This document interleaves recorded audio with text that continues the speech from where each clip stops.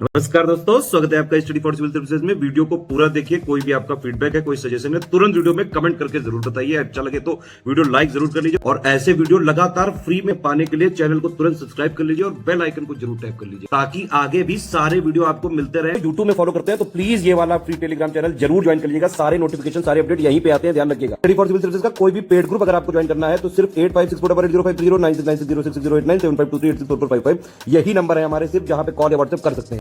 Instagram पे हमारा page जरूर फॉलो कर लीजिएगा, studyforcivil.services है। ट्विटर पे हमको जरूर फॉलो कर लीजिएगा, @studyforcivils है।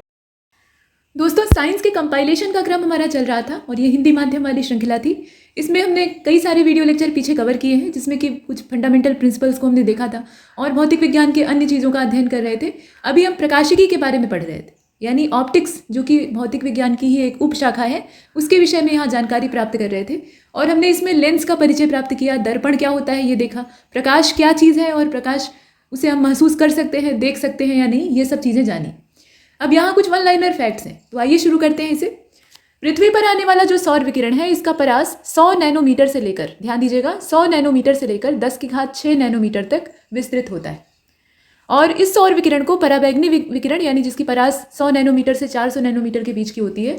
दृश्य प्रकाश का जो परास है उसे आप देख रहे हैं, ये 400 नैनोमीटर से लेकर 700 नैनोमीटर का होता है। और अवरक्त विकिरण यानी इंफ्रारेड रेडिएशन जो है, उसका परास यानी उसकी जो रेंज है वो 700 नैनोमीटर से लेकर 10⁶ यानी 10⁶ नैनोमीटर तक होती है। तो ये विभाजन है, विभाजन को आप याद रखिएगा। अब प्रकाश जो है इसका डुअल नेचर होता है, मतलब डुअल कैरेक्टर को ये शो करता है। कभी ये कण के समान बर्ताव करता है और कभी ये तरंग के समान बर्ताव करता है। और प्रकाश के कुछ गुणों जैसे कि व्यतिकरण, विवर्तन, ध्रुवण, इस प्रकार की जो घटनाएं होती हैं, इनकी व्याख्या प्रकाश को तरंग मानकर की जाती है।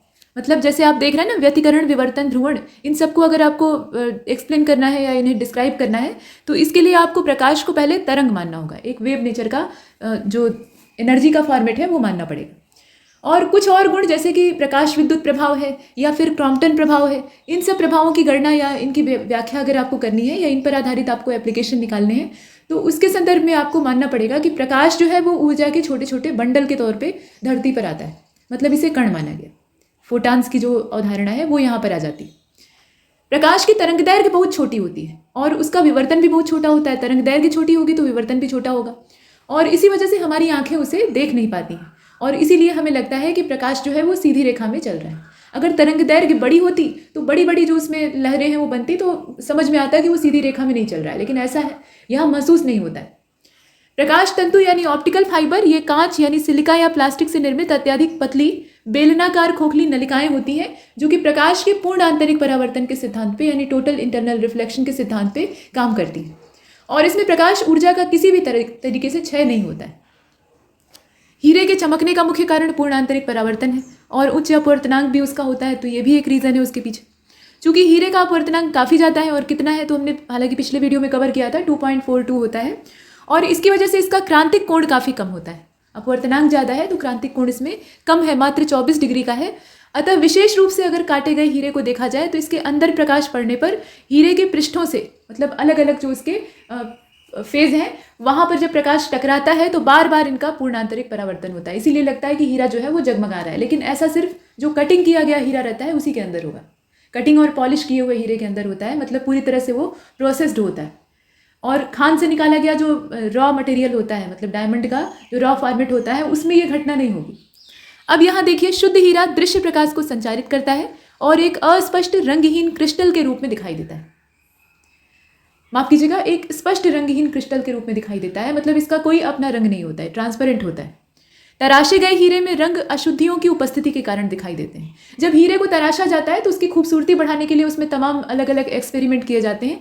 जितने भी जेम स्टोन आप देखते हैं ना, उसमें से ज़्यादातर ट्रीटेड और हीटेड होते हैं, मतलब उन्हें गर्म करके या तो उनके अंदर तेल भर देते हैं या कोई ऐसी चमकने वाली चीज़, और नहीं तो फिर उनका ट्रीटमेंट करते हैं तो उसमें जो उनके ऊपर गड्ढे वड्ढे पाए जाते हैं उन्हें भरने के लिए अपना कुछ फिलिंग्स और इम्प्योरिटीज़ का इस्तेमाल करते हैं, तो वो प्योर रह ही नहीं जाता है। चाहे आप रूबी को ले लीजिए या फिर शेफायर जितने भी हैं, ब्लू शेफायर, येलो शेफायर, या इसमें हीरे की बात आ जाती है, या नीलम ही है, मतलब ब्लू शेफायर की बात हुई, तो इसमें जितने भी जेम स्टोन है इनमें इम्प्योरिटीज़ मिलाई जाती हैं बाद में।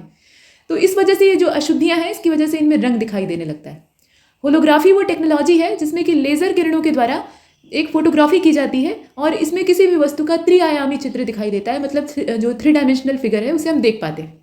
होलोग्राफी ध्वनि प्रकाश या किसी तरंग के साथ कार्य करती है और होलोग्राफी का बहुधा इस्तेमाल कहाँ पर होता है, तो अभिलेखों को संचित करने और माइक्रोफिश में किया जाता है। इसका उपयोग करके वास्तविक त्रिआयामी जो चलचित्र हैं, मतलब 3 डायमेंशनल जो चलचित्र हैं, उनको तैयार किया जाता है।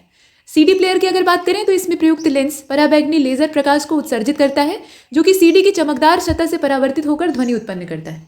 जब श्वेत प्रकाश को किसी प्रिज्म से होकर गुजारा जाता है तो वह 7 रंगों यानी विबग्योर जो आपने सुना होगा, मतलब violet, indigo, blue, green, yellow, red, orange, red, ये क्रम है इसका, तो इसमें विभाजित हो जाता है और इस घटना को प्रकाश का विक्षेपण कहा जाता है या वर्ण विक्षेपण भी कह सकते हैं। वर्ण मतलब प्रकाश होता है, रंग होता है असल में।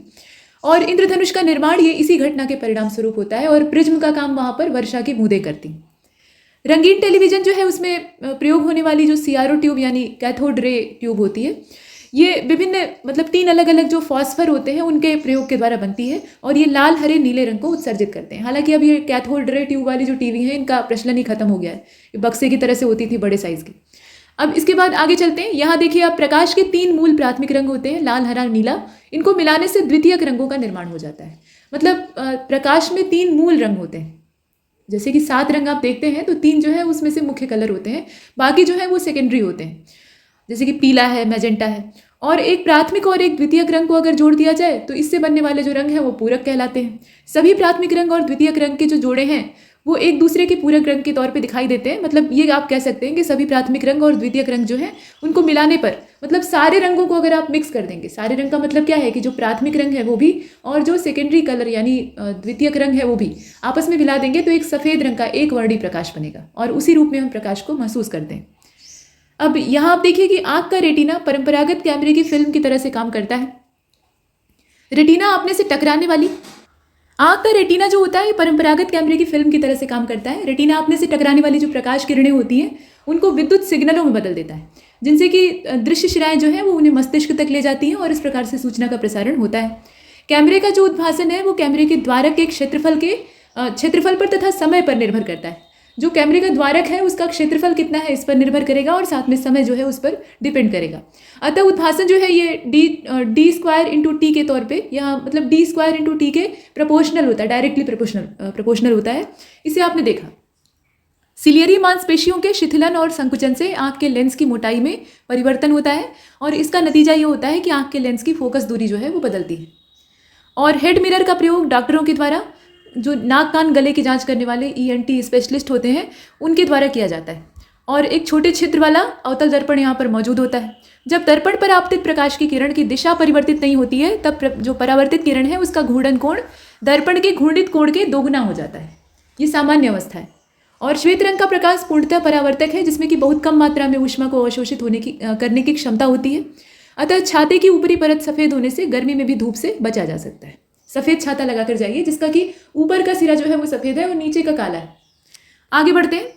गहरे समुद्र की सतह से 400 से लेकर यहाँ आप देख रहे हैं 8000 फीट तक की गहराई में पाए जाने वाले जीवाणु जैसे कि ग्रीन सल्फर बैक्टीरिया और अवरक्त विकिरण में प्रयोग जो प्रकाश संश्लेषण है उसका इस्तेमाल करके ये एनर्जी उत्पन्न करते हैं। आप सोच कर देखिए, इतनी गहराई में सनलाइट नहीं जा सकती है, तो इस अवस्था में ये करते क्या है, अवरक्त विकिरण का इस्तेमाल करके अपना फोटोसिंथेसिस का काम कंप्लीट कर लेते हैं। ऑडियो और वीडियो प्रणालियों में प्रयुक्त होने वाली कॉम्पैक्ट डिस्क में सतह पर सुरक्षात्मक लैकर कोटिंग, जो प्रोटेक्टिव लैकर कोटिंग है, उसको किया जाता है, जो कि थिन फिल्म की तरह से काम करती है, मतलब पतली फिल्म होती है और परावर्तन और विवर्तन की परिघटना के लिए यही उत्तरदायी होती है। कॉम्पैक्ट डिस्क को सूर्य के प्रकाश में देखने पर आप देखेंगे कि सतरंगा रंग उसमें दिखाई देता है, तो वो इसी वजह से होता है। अब यहाँ आप देखें, आगे कहा गया कि श्रव्य संकेतों के प्रेक्षण हेतु आवृत्ति मॉड्यूलन यानी फ्रीक्वेंसी मॉड्यूलेशन की टेक्नोलॉजी का इस्तेमाल किया जाता है और इस टेक्नोलॉजी से प्रसारित संकेत किसी भी प्रकार के शोर और विकृति से मुक्त होते हैं। रोस्टर स्कैन का प्रयोग CRT जो है, मतलब कैथोड रेड ट्यूब वाला जो मॉनिटर होता है, रोस्टर स्कैन यहाँ एक टेक्नोलॉजी है, तो इसका इस्तेमाल कहाँ पे करते हैं, जो CRT होता है उसी के अंदर किया जाता है और इसमें इलेक्ट्रॉन गन के द्वारा इलेक्ट्रॉन पुंज को प्रक्षेपित किया जाता है। रमन इफेक्ट क्या है, तो इसी के लिए चंद्रशेखर वेंकट रमन को नोबेल पुरस्कार भौतिकी का दिया गया था। अब यहाँ आप देखिए, एकल तरंग दैर्घ्य प्रकाश किरणें जब किसी भी पारदर्शक माध्यम जैसे कि ठोस, द्रव या गैस, कुछ भी हो सकता है, पारदर्शी होना चाहिए, वहाँ से गुजरती हैं, तब इसकी प्रकीर्णित किरणों का अध्ययन किया जाए तो उसमें मूल प्रकाश की किरणों के अतिरिक्त स्थिर अंतर पर बहुत कम तीव्रता वाली किरणें भी पाई जाती हैं। इन किरणों को रमन किरणें कहा जाता है और यही जो स्कैटरिंग का प्रभाव है यानी विकिरण का प्रभाव है, इसी को रमन प्रभाव के नाम से जानते हैं। आगे बढ़ते हैं। साबुन का जो झाग होता है, मतलब गाढ़ा नहीं पतले झाग की बात हो रही है, उसमें चमकदार रंग आपको दिखाई देते हैं। जो बुलबुले उठते हैं उसमें बहुत रंग बिरंगे कलर आपको दिखाई देते हैं। तो ये बहुलक परावर्तन और व्यतिकरण की वजह से होता है। जब किसी पारदर्शक पतली परत यानी पानी की सतह पर आप तेल की परत फैला दीजिए या साबुन के घोल में जो बुलबुले उठते हैं उन्हीं को देख लीजिए, तो इन पर जब सफ़ेद रंग का प्रकाश पड़ता है तो इनकी परत जो है ये दो पृष्ठों में परावर्तित और अपवर्तित प्रकाश किरणों को व्यतिकरित करती है, यानी इनका व्यतिकरण होता है और परिणाम ये होता है कि हमें चमकदार रंग यहाँ पर नजर आते हैं। मानव की आंख यानी मनुष्य की आंख जो है वो हरे रंग के प्रकाश के लिए सबसे ज़्यादा संवेदनशील होती है, इसीलिए हरी वस्तुएं हमें ज़्यादा अच्छी महसूस होती हैं देखने में। मनुष्य का कान 1000 हर्ट्ज के लिए सबसे ज़्यादा सुग्राही होता है और सुनने की जो दृढ़ता है वो 1/10 सेकंड की होती है, मतलब मनुष्य के लिए, और मनुष्य की जो दृष्टि दृढ़ता है वो 1/16 सेकंड की होती है। और लेज़र बीम जो है वो अधिक मोनोक्रोमेटिक होती है। यहाँ कुछ फुटकर तथ्य दिए हुए हैं। दोलन और तरंगों को देख लेते हैं, मतलब वेव्स एंड ऑसिलेशन को देख लेते हैं। तो दोलन गति क्या है? अभी आपने सरल आवर्त गति को देखा है, तो उसमें सरल लोलक का एग्जाम्पल था। अब इसमें उदाहरण दिया हुआ है कि बचपन में आपने पालने या झूला झूलने का आनंद लिया होगा, तो पालने वाला जो लाइफ का टाइम पीरियड होता है वो लोगों को याद नहीं होता है, क्योंकि उस समय बहुत छोटी अवस्था होती है, लेकिन झूला झूलने की याद तो होती है। अब ये दोनों जो गतियाँ हैं ये पुनरावृत्ति में होती है, मतलब इनका पुनरावर्तन होता है, फिर से वही रिपीट होता है। और इसी प्रकार से किसी ग्रह की आवर्ती गति जो है उसको भी लोग समझ लेते हैं, लेकिन वो अलग होती है। यहाँ वस्तु किसी माध्य स्थिति के इधर उधर गति करती है। ग्रह जो है वो किसी निश्चित पिंड के चारों ओर चक्कर लगा रहे हैं, जैसे कि सूर्य, मतलब सूर्य के चारों ओर जो अन्य ग्रह हैं या खगोलीय पिंड है वो चक्कर लगा रहे हैं। तो इसमें इसको हम नहीं कहेंगे कि ये दोलन गति है। ये माध्य स्थिति के दोनों ओर बार बार नहीं हो रहा है, बल्कि उसके चारों ओर सिर्फ घूमा जा रहा है, परितः गति है। तो अब इसमें आप देखें, नदी में डूबती उतराती नाव, वाष्प इंजन में अग्र और पश्च चलता हुआ पिस्टन, ये सब क्या है? दोलन गति के एग्जाम्पल है। घड़ी का पेंडुलम भी उसी में। आवर्ती गति क्या है? कोई गति जो कि निश्चित समय अंतराल के बाद पुनरावृत्ति करती है वो आवर्ती गति कहलाती है। तो ग्रहों की जो गति है वो क्या है? आवर्ती गति। दोलन और कंपन में फर्क है। वेव का जो यहाँ पे फंडा है उसमें अगर आप देखें तो ऑसिलेशन और वाइब्रेशन में अंतर होता है। क्या अंतर होता है? जब आवृत्ति का मान कम होता है तो हम जो गति है उसको दोलनीय कहते हैं। वहाँ पर क्या होती है? आवृत्ति कम होती है, और आवृत्ति कम होगी तो तरंग दैर्घ्य जो है वो ज़्यादा होगी, जैसे कि किसी वृक्ष की टहनी की दोलन गति। इसके विपरीत जब गति की आवृत्ति ज़्यादा होती है तो इसको हम कंपन कहते हैं, मतलब जल्दी जल्दी होती है। जो वाइब्रेशन है वो क्या है? शीघ्रता से होता है, दोलन जो है वो धीमे धीमे होता है। एक मोटा अनुमान आप इससे लगा सकते हैं। अब यहाँ वेव मोशन को पढ़ लेते हैं। तरंग चलती कैसे? तो तरंग के चलने का जो स्टाइल है आप यहाँ ग्राफिकल मैनर में देख रहे हैं। ये तरंग का विक्षोभ है, इसे बड़ा कर लेते हैं। ये देखिए, इसमें 2 चित्र बनाए गए हैं। एक में निम्न तारत्व की ध्वनि तरंग जो है उसको दिखाया गया है। निम्न तारत्व मतलब उसकी जो आवृत्ति है वो कमज़ोर होती है, लेकिन उसकी तरंग दैर्घ्य जो है वो ज़्यादा होती है। तो इसीलिए यहाँ आप देख रहे हैं कि बड़े बड़े लूप बन रहे हैं। तरंग दैर्घ्य ज़्यादा होने की वजह से जो लूप है वो बड़े साइज़ के बन रहे हैं और इसकी जो आवृत्ति है वो कम है। अब यहाँ क्या है कि तारत्व उच्च है, यानी आवृत्ति ज़्यादा है, तो जल्दी जल्दी छोटे छोटे लूप बन रहे हैं। ये वाली जो तरंग है ये ज़्यादा शक्तिशाली है और ये वाली तरंग जो है इसकी तुलना में कम शक्तिशाली। अब यहाँ बताया गया है तरंग को कि तरंग गति क्या होती है, मतलब उसकी रफ्तार को कैसे परिभाषित करते हैं। विक्षोभ के एक स्थान से दूसरे स्थान पर चलने की जो प्रक्रिया है उसको तरंग गति कहा जाता है। और तरंगों को 2 अलग अलग भागों में बांटा जा सकता है। तो यांत्रिक तरंगें होती हैं और इसके बाद अनुप्रस्थ तरंगों को आप देख रहे हैं। यांत्रिक तरंगों में ये आप कह सकते हैं कि किसी भौतिक माध्यम में उत्पन्न ये वो विक्षोभ हैं जो कि बिना अपना स्वरूप बदले माध्यम में एक निश्चित चाल से आगे बढ़ती है। यांत्रिक तरंगें किसी भौतिक माध्यम में ही संचरित होती हैं, मतलब उनका जो माध्यम है वो कैसा होता है? भौतिक होता है। यांत्रिक तरंगों द्वारा केवल ऊर्जा और संवेग का संचरण होता है, द्रव्य का संचरण नहीं होता है। जल की तरंगें, ध्वनि की तरंगें, स्प्रिंग में उत्पन्न तरंगें, ये सब क्या है? ये मैकेनिकल वेव्स के एग्जाम्पल है। यांत्रिक तरंगों के प्रकार आप देखें तो इसमें अनुप्रस्थ तरंगें हैं और अनुदैर्घ्य तरंगें हैं। तो यहाँ पर जो तरंगों की वैरायटी हमने देखी है इसमें यांत्रिक तरंगों के अंदर ये सब आता है जो अनुप्रस्थ और अनुदैर्घ्य है। तो अनुप्रस्थ तरंगें यानी जिन्हें कि ट्रांसवर्स वेव्स कहा जाता है, ये तरंग के चलने की लंबवत दिशा में कंपन करती हैं। ठीक है, इस प्रकार से जो तरंग में माध्यम के कण होते हैं, मतलब परिभाषा आप ऐसे देखिए कि जो अनुप्रस्थ तरंगें होती हैं उसमें जो माध्यम के कण हैं वो तरंग के चलने के परपेंडिकुलर वाइब्रेशन करते हैं। कंपन उनमें कैसा होता है? लंबवत कंपन होता है। और अनुप्रस्थ तरंगों के संचरण के लिए माध्यम में दृढ़ता होनी आवश्यक है। इसीलिए दृढ़ माध्यम क्या है? ये ठोस है, तो ठोसों में ही इनका संचार संभव है। एग्जाम्पल के तौर पे तनी हुई रस्सी में जो कंपन आप पैदा करते हैं, मतलब तनी हुई रस्सी को एक सिरा जो है वो आप हुक से बांध दीजिए और दूसरे को पकड़कर ऐसे भी हाथ से हिलाइए तो जो उसमें वाइब्रेशन पैदा हो रहा है, या दोनों सिरा आप बांध दीजिए, बीच से उसको खींचकर छोड़ दीजिए, इस ढंग का। पानी की सतह पर जो तरंगें उत्पन्न होती हैं वो अनुप्रस्थ तरंगें होती हैं। अब इसके बाद आप आगे देखिए, इसमें कहा गया कि अनुप्रस्थ तरंगें केवल ठोसों में उत्पन्न की जा सकती हैं जिनमें दृढ़ता होती है, और गैसों में अनुप्रस्थ तरंगें उत्पन्न नहीं हो सकती हैं। द्रवों में अनुप्रस्थ तरंगें, यहाँ ये देखा ना कि पानी की सतह पर बन रही हैं, तो द्रवों में भीतर नहीं बनेंगी, लेकिन उनके तल पर बन सकती हैं, मतलब उनके सतह पर बन सकती हैं। और देख लीजिए, अनुप्रस्थ तरंगें वैद्युत चुंबकीय हो सकती हैं जैसे कि प्रकाश तरंग, और अनुप्रस्थ तरंग में माध्य स्थिति में ऊपर की ओर अधिकतम विस्थापन की स्थिति को क्रिस्ट कहा जाता है, यानी श्रृंग कहा जाता है, और न्यूनतम विस्थापन की जो नीचे की ओर स्थिति होती है उसको गर्त कहा जाता है, यानी गड्ढा।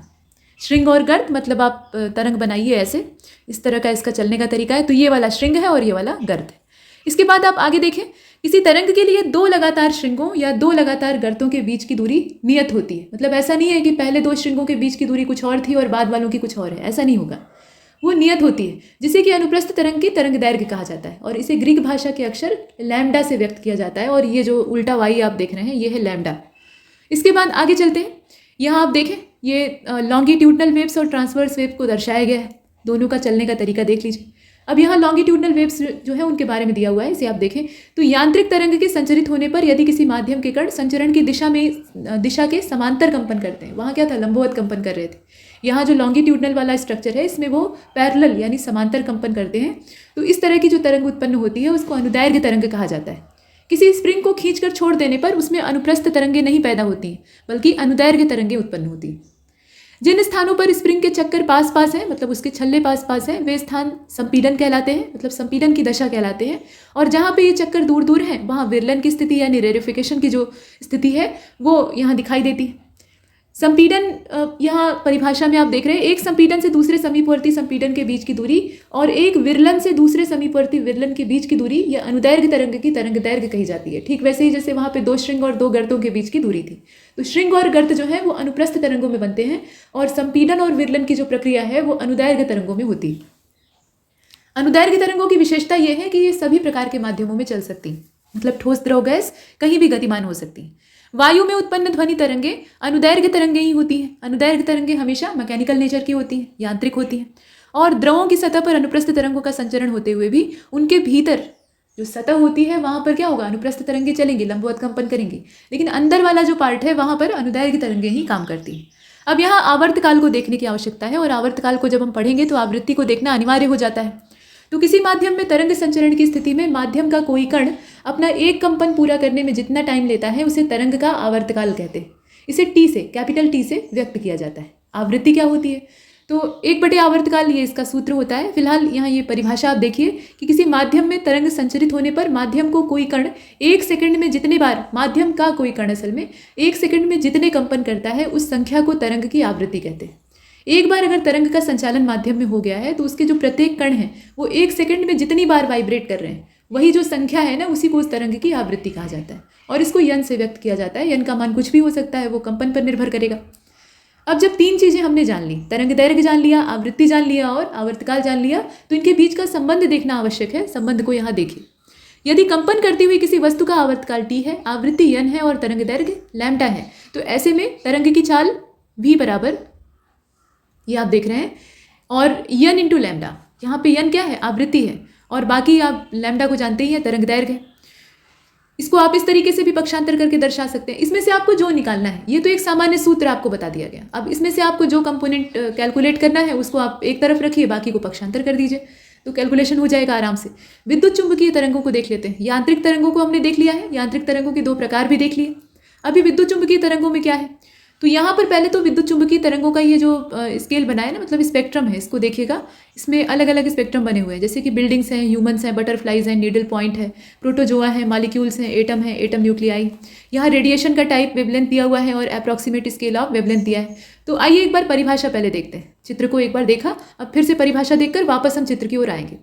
तो यांत्रिक तरंगों के अतिरिक्त ऐसी भी तरंगें होती हैं, मतलब यांत्रिक तरंगों की 2 वेराइटी हमने देखी। हमने देखा कि अनुदैर्घ्य तरंग और अनुप्रस्थ तरंग उनकी प्रवृत्ति में फ़र्क था, और उसमें से एक जो थी वो ठोसों में ही गतिमान हो सकती थी, लेकिन बाकी जो अनुदैर्घ्य तरंग है वो तीनों माध्यमों में गतिमान हो सकती है, लेकिन उसके अलावा भी कुछ तरंगें होती। तो ये जो है ना, ये विद्युत चुंबकीय तरंग होती है, इनको माध्यम नहीं चाहिए होता है। बाकी जो यांत्रिक है उनके लिए तो माध्यम चाहिए होता है, लेकिन ये जो है ये यांत्रिक तरंग से अलग है, इन्हें माध्यम की आवश्यकता नहीं होती है। और इसमें इस तरह की किरणों में सबसे पहले तो सूर्य का प्रकाश है, जो कि खुद एक रेडिएशन है। उसके बाद एक्स किरणें, रेडियो तरंगें, ये सब जो है ये विद्युत चुंबकीय यानी इलेक्ट्रोमैग्नेटिक वेव्स का एग्जाम्पल। सभी विद्युत चुंबकीय तरंगें एक ही चाल से चलती हैं और वो चाल प्रकाश की चाल के बराबर होती है, मतलब 3 × 10⁸ मीटर पर सेकेंड। और विद्युत चुंबकीय तरंगों का तरंगदैर्घ्य परिसर यानी जो वेवलेंथ की रेंज होती है या वेवलेंथ ही जो है वो काफ़ी बड़ी होती है। इनका परिसर, वेवलेंथ बड़ी होने का मतलब ये नहीं कि हर तरंग की जो वेवलेंथ है वो बड़ी होती है, तरंगदैर्घ्य का जो अपना रेंज है उसका जो अपना परिसर है वो बड़ा होता है, मतलब इसमें काफ़ी बड़ा दायरा जो है वो कवर होता है, ये कहने का तात्पर्य है। ये इसका कतई मतलब मत समझिएगा कि एक तरंग है उसकी वेवलेंथ यानी लैम्डा का मान बहुत ज़्यादा होता है। अगर लैम्डा ज़्यादा हुआ तो तरंग जो है वो कमज़ोर प्रवृत्ति की होगी, इसके लिए आवृत्ति का अधिक होना आवश्यक है। खैर, तो यहाँ देखिए इनका परिसर जो है वो 10⁻⁻14 से लेकर 10⁴ मीटर तक होता है। विद्युत चुंबकीय तरंगों का जो विवरण है उसे आप देख सकते हैं, यहाँ पर एक एक करके दिया हुआ है। तो गामा किरणों को पहले देखिएगा, ये अत्यंत लघु तरंग दैर्घ्य वाली विद्युत चुंबकीय तरंगें होती हैं। जितना ज़्यादा छोटी तरंग दैर्घ्य रहेगी, आवृत्ति उतनी ही खतरनाक रहेगी और किरण भी उतनी ही ज़्यादा डेंजरस होगी। तो गामा रेज जो है वो सबसे ज़्यादा खतरनाक होती हैं और इनकी जो तरंग दैर्घ्य है वो सबसे कम होती है। तरंग दैर्घ्य बहुत कम होने के कारण इनमें बहुत ज़्यादा ऊर्जा होती है, मतलब प्रचुर एनर्जी होती है। ये लोहे की मोटी मोटी चादरों को भी चीर कर पार निकल जाती है। और एक्स किरणें जो होती हैं ये सबसे पहले प्रोफेसर रॉन्जन के द्वारा खोजी गई थी और भौतिक विज्ञान का पहला नोबेल पुरस्कार, इनफैक्ट नोबेल पुरस्कार पहली बार इन्हीं को दिया गया था 1901 में एक्स किरणों के आविष्कार के लिए। तो इनका पूरा नाम था विल्हेम रॉन्जन और ये जर्मनी के रहने वाले थे। इन्होंने एक्स किरणों की खोज की थी और इनका मतलब एक्स किरणों का औद्योगिक और चिकित्सकीय क्षेत्र में प्रचुर इस्तेमाल होता है। अब यहाँ पर जो अल्ट्रावायलेट रेडिएशन है यानी पराबैंगनी विकिरण है उसको देख लेते हैं। तो इस विकिरण की खोज करने वाले जॉन रिटर थे और ये भी जर्मनी के ही रहने वाले थे। ये तरंगें सूर्य के प्रकाश, वैद्युत उत्सर्जन, निर्वात की स्थिति या स्पार्क इत्यादि से उत्पन्न होती हैं और अदृश्य लिखाई और इसके अतिरिक्त अंगुली के निशानों का पता लगाने और खाद्य पदार्थों को जीवाणु मुक्त बनाने के लिए इनका इस्तेमाल होता है। पानी को प्योरीफाई करने के लिए भी आजकल इस्तेमाल हो रहा है। लोग सिर्फ आरओ वाला पानी पीकर संतुष्ट नहीं हो रहे हैं, तो उसमें जो टेक्नोलॉजी इस्तेमाल हो रही है वो रिवर्स ऑस्मोसिस के अलावा अल्ट्रावायलेट रेज के द्वारा भी उनका ट्रीटमेंट किया जाता है। माने पानी में कुछ भी जिंदा ना रहना चाहिए, सिर्फ पानी ही रहना चाहिए। अब इसके बाद आगे चलते हैं। यहाँ पर विजिबल लाइट आ गई, मतलब विजिबल जो रेडिएशन होता है। तो दृश्य विकिरण को हम अपनी आंखों से देख सकते हैं। परावर्तन, अपवर्तन, व्यतिकरण, विवर्तन, ध्रुवण, दृष्टि संवेदन, ये सब जो गुण हैं वो इनके अंदर पाए जाते हैं। अच्छा, अब अवरक्त विकिरणों को देख लीजिए, मतलब इंफ्रारेड रेडिएशन।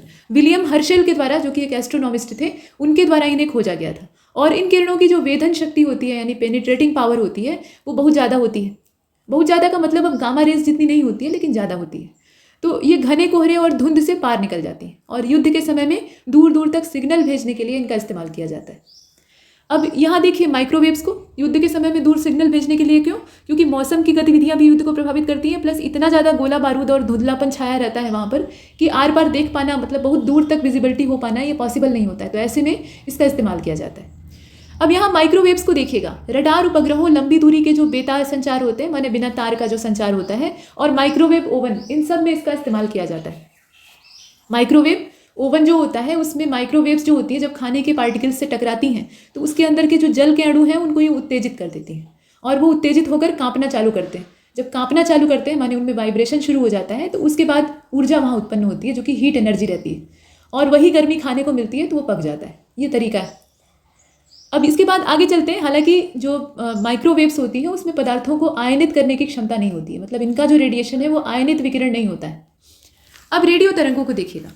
रेडियो तरंगों की अगर बात करें तो टीवी प्रसारण और रेडियो के प्रसारण में इसका इस्तेमाल होता है। जो पृथ्वी का आयन मंडल है वहाँ से इसका जो रिफ्लेक्शन है उसे हम देखते हैं, आयनों से टकराकर ये वापस आती।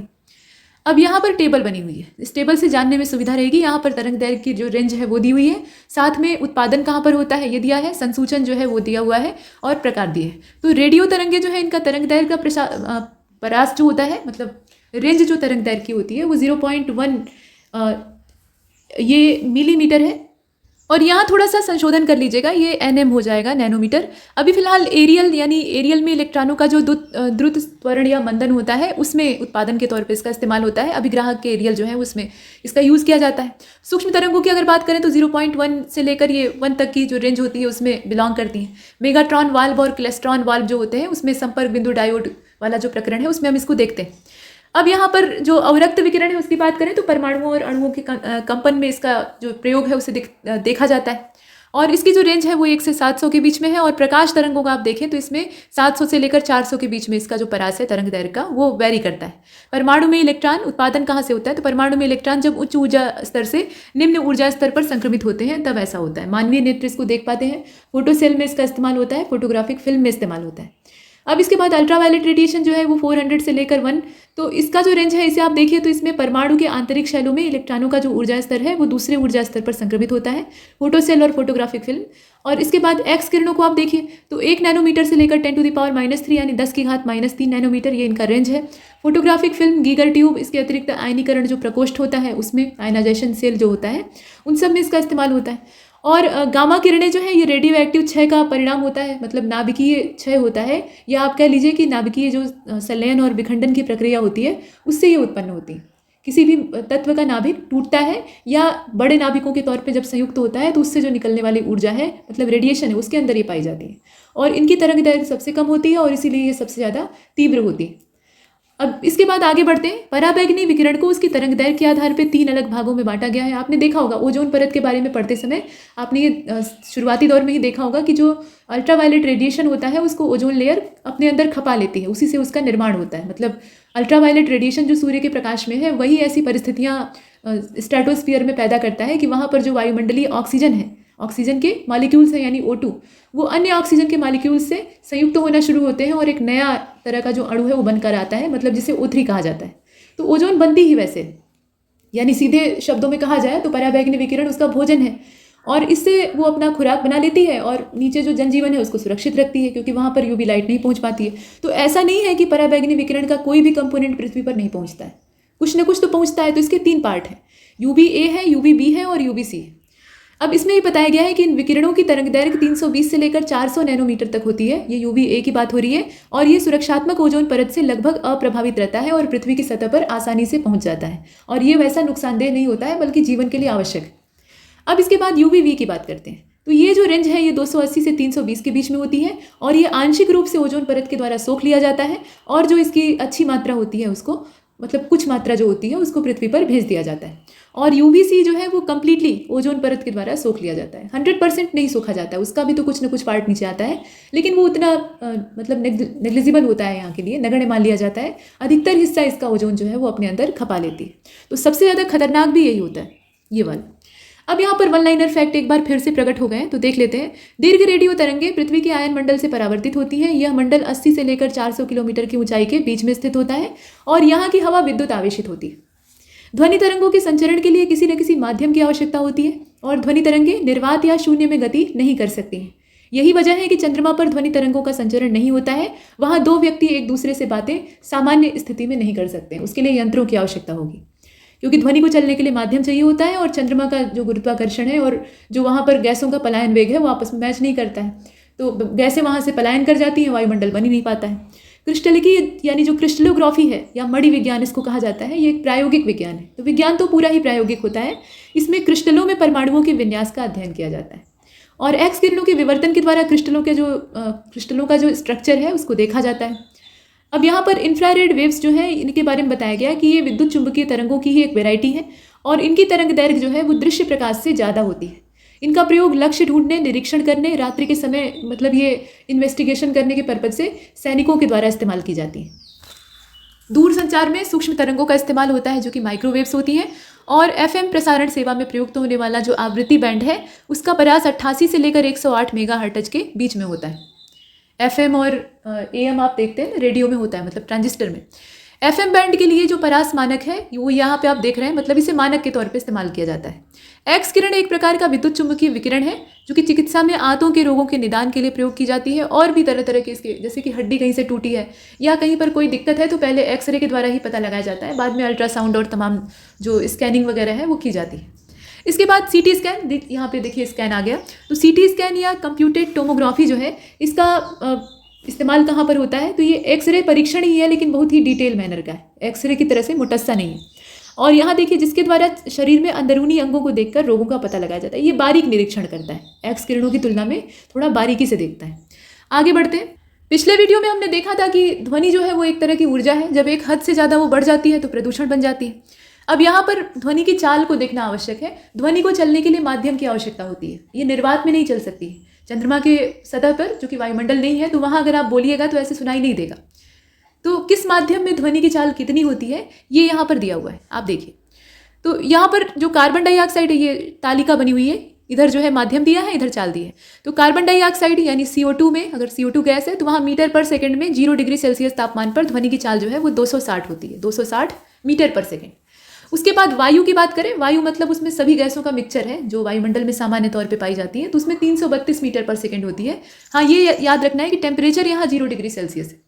भाप में कितनी होती है, तो भाप मतलब 100 डिग्री सेल्सियस का पानी, तो 405 होती है उसमें।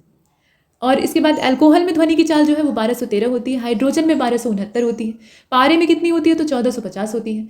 पानी में 1493 होती है। ये सब मीटर पर सेकंड में है, 0 डिग्री सेल्सियस पे। समुद्री जल में 1533 होती है। लोहे में कितनी ज़्यादा होती है, आप देखिए, धातुओं में सबसे ज़्यादा होती है, तो लोहे में कितनी है, 5130, कांच में 5640 और एल्यूमिनियम में 6420।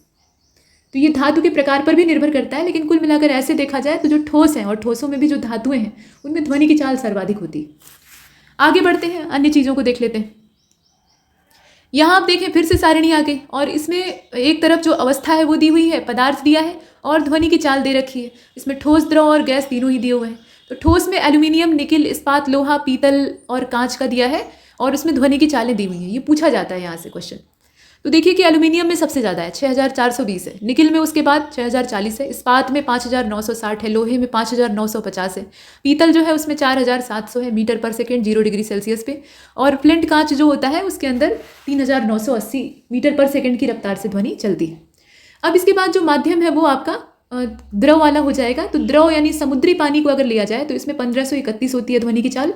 अगर आसुत जल है तो उसमें 1498 होती है, यानी जल की शुद्धता अगर बढ़ेगी तो उसमें ध्वनि की चाल घट जाएगी, इसका ये मतलब। इसके बाद एथेनॉल को देखिएगा तो एथेनॉल में 1207 मीटर पर सेकेंड, 0 डिग्री सेल्सियस पे। मेथेनॉल यानी जो नकली शराब कही जाती है, या इसको वुड स्पिरिट भी कहा जाता है, अल्कोहल का ही एक प्रकार है।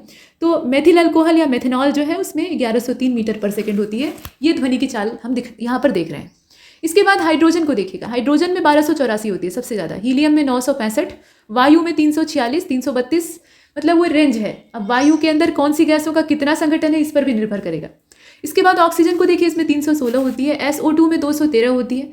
ऐसे आप यहाँ पर देख रहे हैं। अब ध्वनि का आवृत्ति परिसर देख लीजिए। तो ध्वनि तरंगों को उनकी आवृत्ति परिसर के आधार पर 3 भागों में बांटा गया है। इसमें से ऑडिएबल वेव्स हैं जो कि मनुष्यों की श्रव्यता सीमा के अंतर्गत आती हैं। 20 हर्ट्ज से लेकर 20,000 हर्ट्ज के बीच में इनका जो रेंज है वो पाया जाता है। मनुष्य के कान 20 हर्ट्ज से कम की आवृत्ति वाली जो ध्वनि है उसको नहीं सुन सकते हैं, क्योंकि कान के पर्दे को वो संवेदित नहीं करती। और 20,000 हर्ट्ज से ऊपर की जो ध्वनि है उसको भी नहीं सुन सकते हैं। 20,000 हर्ट्ज से अधिक आवृत्ति वाली तरंगों में तरंगों की आवृत्ति इतनी ज़्यादा हो जाती है कि पर्दों का दोलन इतना अधिक नहीं हो पाता कि वो तरंगों को ग्रहण कर सकें। मतलब पर्दे उस हिसाब से लचीले नहीं होते हैं मनुष्य के कान के।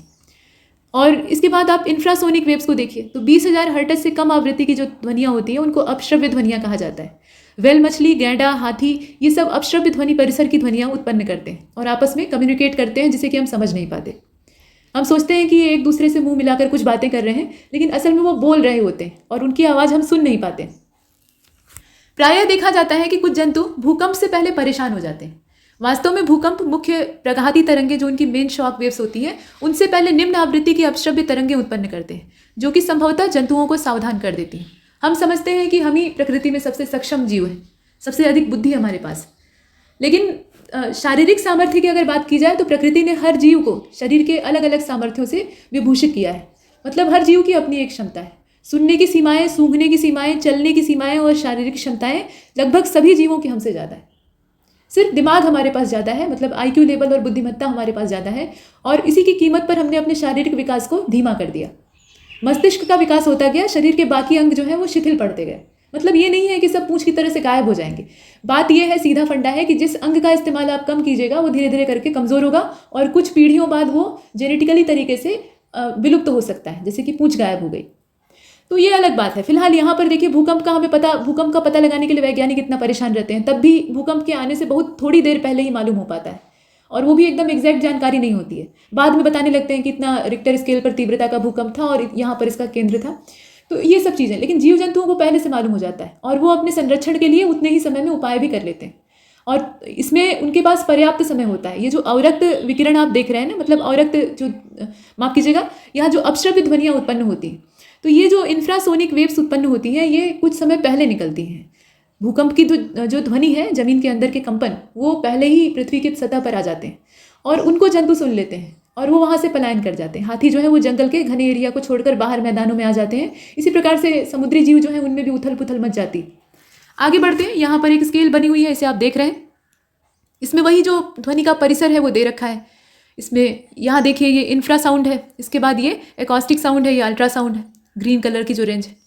आगे बढ़ते हैं, अब यहाँ पर जो अल्ट्रासोनिक वेव्स हैं उनको देख लीजिए। तो डॉल्फिन, चमगादड़ जैसे जो जंतु हैं वो पराध्वनि उत्पन्न करते हैं। अब ये 20,000 हर्ट्ज से लेकर 20 किलो हर्ट्ज के बीच की जो आवृत्ति है उनमें सुनने की क्षमता रखते हैं।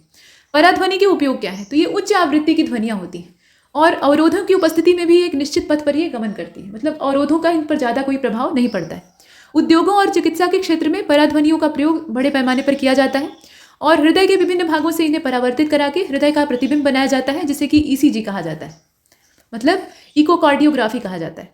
पराध्वनि का प्रयोग करके गुर्दे की छोटी पथरी को बारीक कणों में तोड़ने के लिए इसे प्रयुक्त किया जाता है और बाद में ये जो यूरिन होता है उसके साथ बाहर निकल जाती है। तो ये कुछ अच्छे इसके इस्तेमाल है। मतलब गुर्दे की जो पथरी होती है, किडनी का ऐसे आमतौर पे ऑपरेशन करना बहुत खतरनाक होता है, क्योंकि किडनी एक ऐसा ऑर्गन होता है मनुष्य के शरीर में।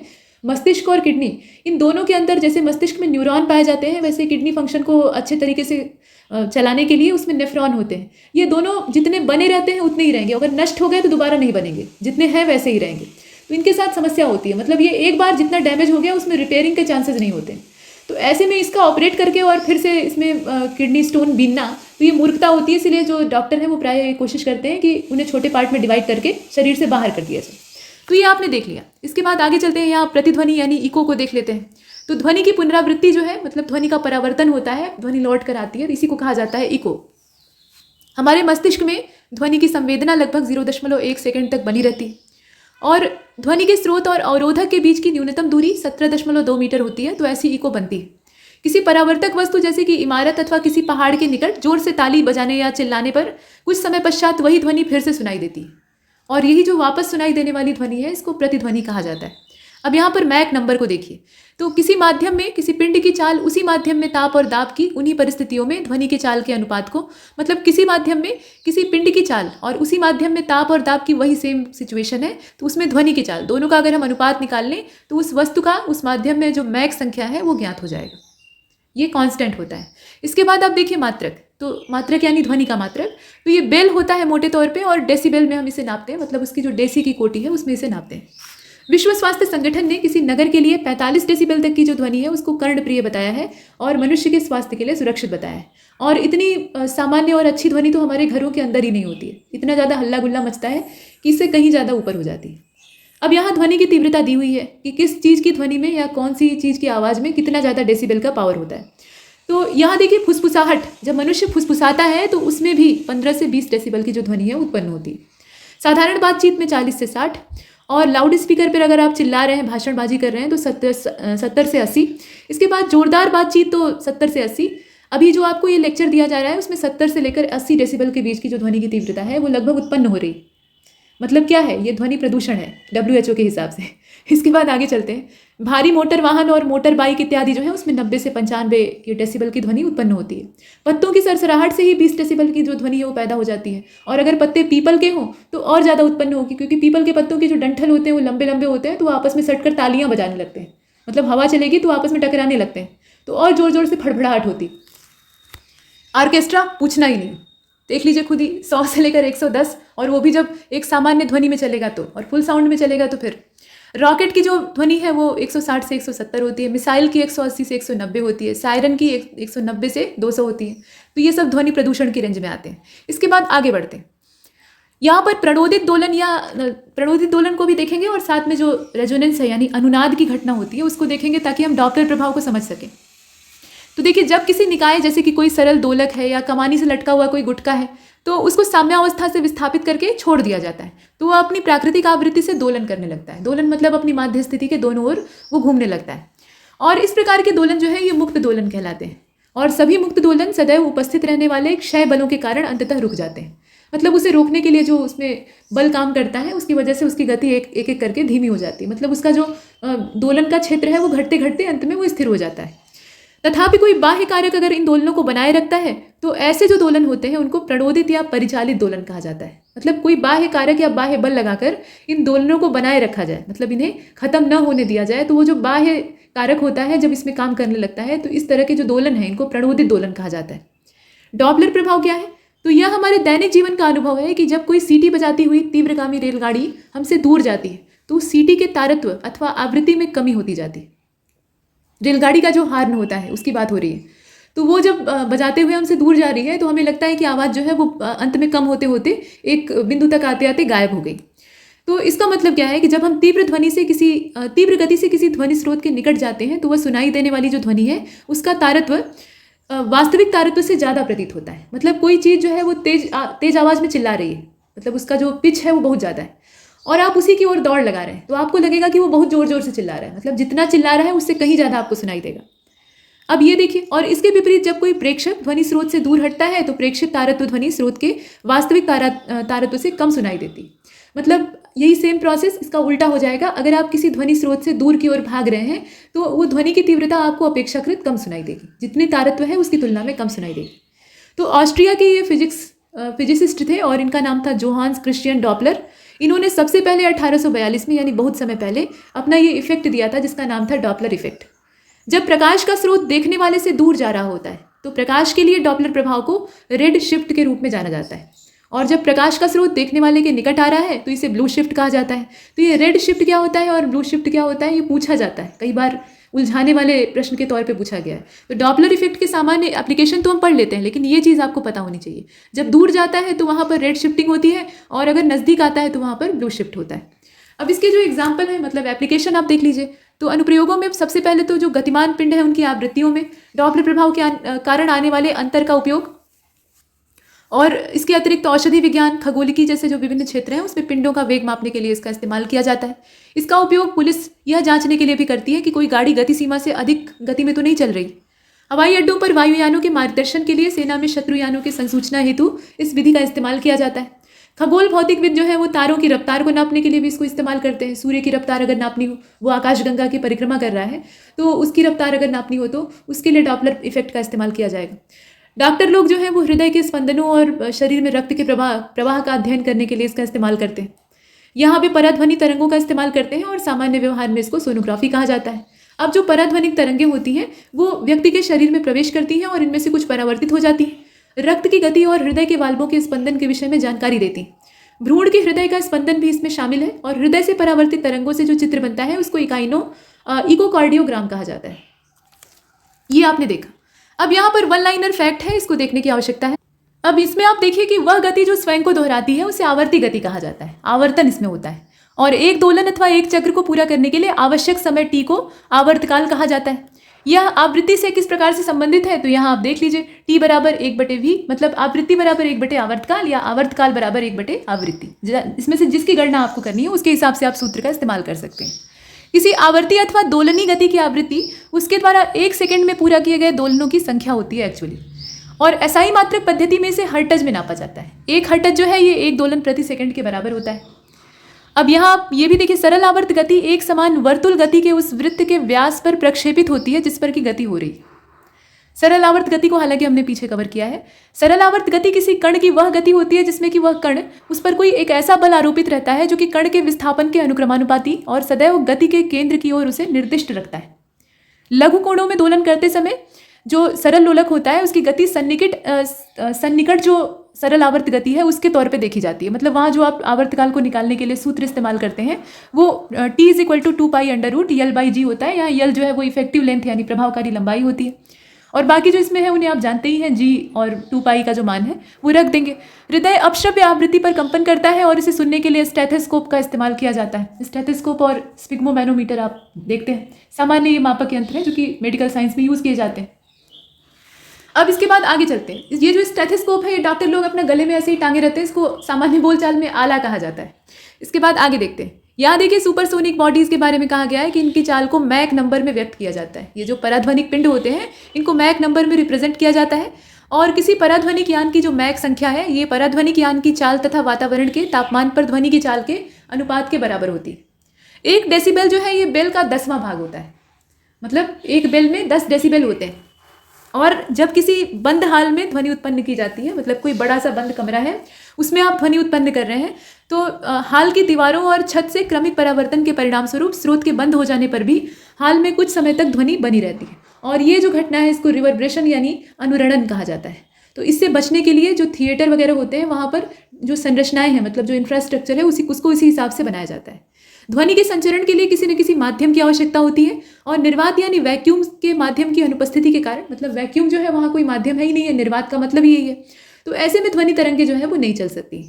विद्युत चुंबकीय स्पेक्ट्रम में शामिल जो अलग अलग विकिरण है उसमें रेडियो तरंगे, अब इसमें तरंग दैर्घ्य के संदर्भ में जो अवरोही क्रम है उसको रखा गया है। तो तरंग दैर्घ्य ज़्यादा जिसकी होगी उसको हम पहले रखेंगे और जिसकी तरंग दैर्घ्य सबसे ज़्यादा होगी उसकी आवृत्ति सबसे कम होगी। तो रेडियो तरंगे हैं, उसके बाद फिर माइक्रोवेव्स है, फिर अवरक्त विकिरण है, फिर दृश्य प्रकाश है, और उससे भी कम जो तरंग दैर्घ्य है वो पराबैंगनी की होती है, उससे कम एक्स किरणों की होती है और सबसे कम होती है गामा रेज की। तरंग दैर्घ्य जो है यानी वेवलेंथ वो सबसे कम गामा किरणों की होती है और आवृत्ति इनकी सबसे ज़्यादा होती है और इसीलिए तीव्र सबसे ज़्यादा यही होती है। अब यहाँ आप देखिए कि ऑडियो सिंक्रोनाइजर में लगे होने के कारण टीवी का स्विच ऑन करने पर श्रव्य और दृश्य, मतलब सुनाई और दिखाई देना दोनों एक साथ शुरू होता है। ऐसा नहीं कि पहले आपको टीवी सीरियल में सास और बहू का चेहरा दिखाई दे रहा है उसके बाद फिर जो आवाज़ है वो पीछे से आ रही है, ऐसा नहीं होता। उसमें क्या है, सिंक्रोनाइजिंग के लिए जो ऑडियो सिंक्रोनाइजर है वो लगा रहता है। इसके बाद आप देखिए दूरदर्शन प्रसारण में ध्वनि के संचरण के लिए आवृत्ति मॉड्यूलन और चित्र संदेशों के संचरण के लिए आयाम मॉड्यूलेशन का, मतलब एम्पलीट्यूड मॉड्यूलेशन का इस्तेमाल किया जाता है। अब यहाँ ये दिया है कि टीवी का रिमोट जो है वो नियंत्रण इकाइयों में अधिकतर, मतलब टीवी रिमोट जो होता है उसमें इंफ्रारेड रेडिएशन का इस्तेमाल किया जाता है और कुछ जो टीवी रिमोट्स होते हैं उनमें रेडियो वेव भी यूज़ की जाती है। इंफ्रारेड एक विद्युत चुंबकीय विकिरण है। यांत्रिक तरंगें द्रव्यात्मक माध्यमों में विद्यमान रहती हैं और ये न्यूटन की गति के नियमों द्वारा संचालित होती हैं। अनुदैर्घ्य तरंगें वे तरंगें होती हैं जिनमें माध्यम के कण संचरण की दिशा के अनुदिश दोलन करते हैं और प्रगामी तरंग वह तरंग होती है जो कि माध्यम के एक बिंदु से दूसरे बिंदु की ओर गमन करती है, मतलब उसमें कणों का जो गमन है उसे दर्शाया गया है। तरंग किसी माध्यम में समूचे द्रव्य की गति नहीं है।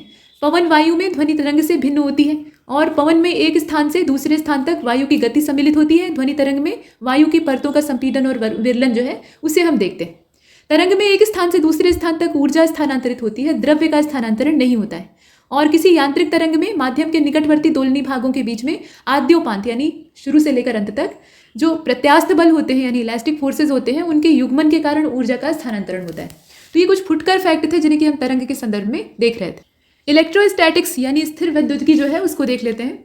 तो ये भौतिक विज्ञान की ही उपशाखा है जिसमें कि मंद गति से गतिमान जो आवेश है उसके गुणों का हम अध्ययन करते हैं। अब आवेश होता क्या है, तो आवेश द्रव्य का एक मूल गुण होता है।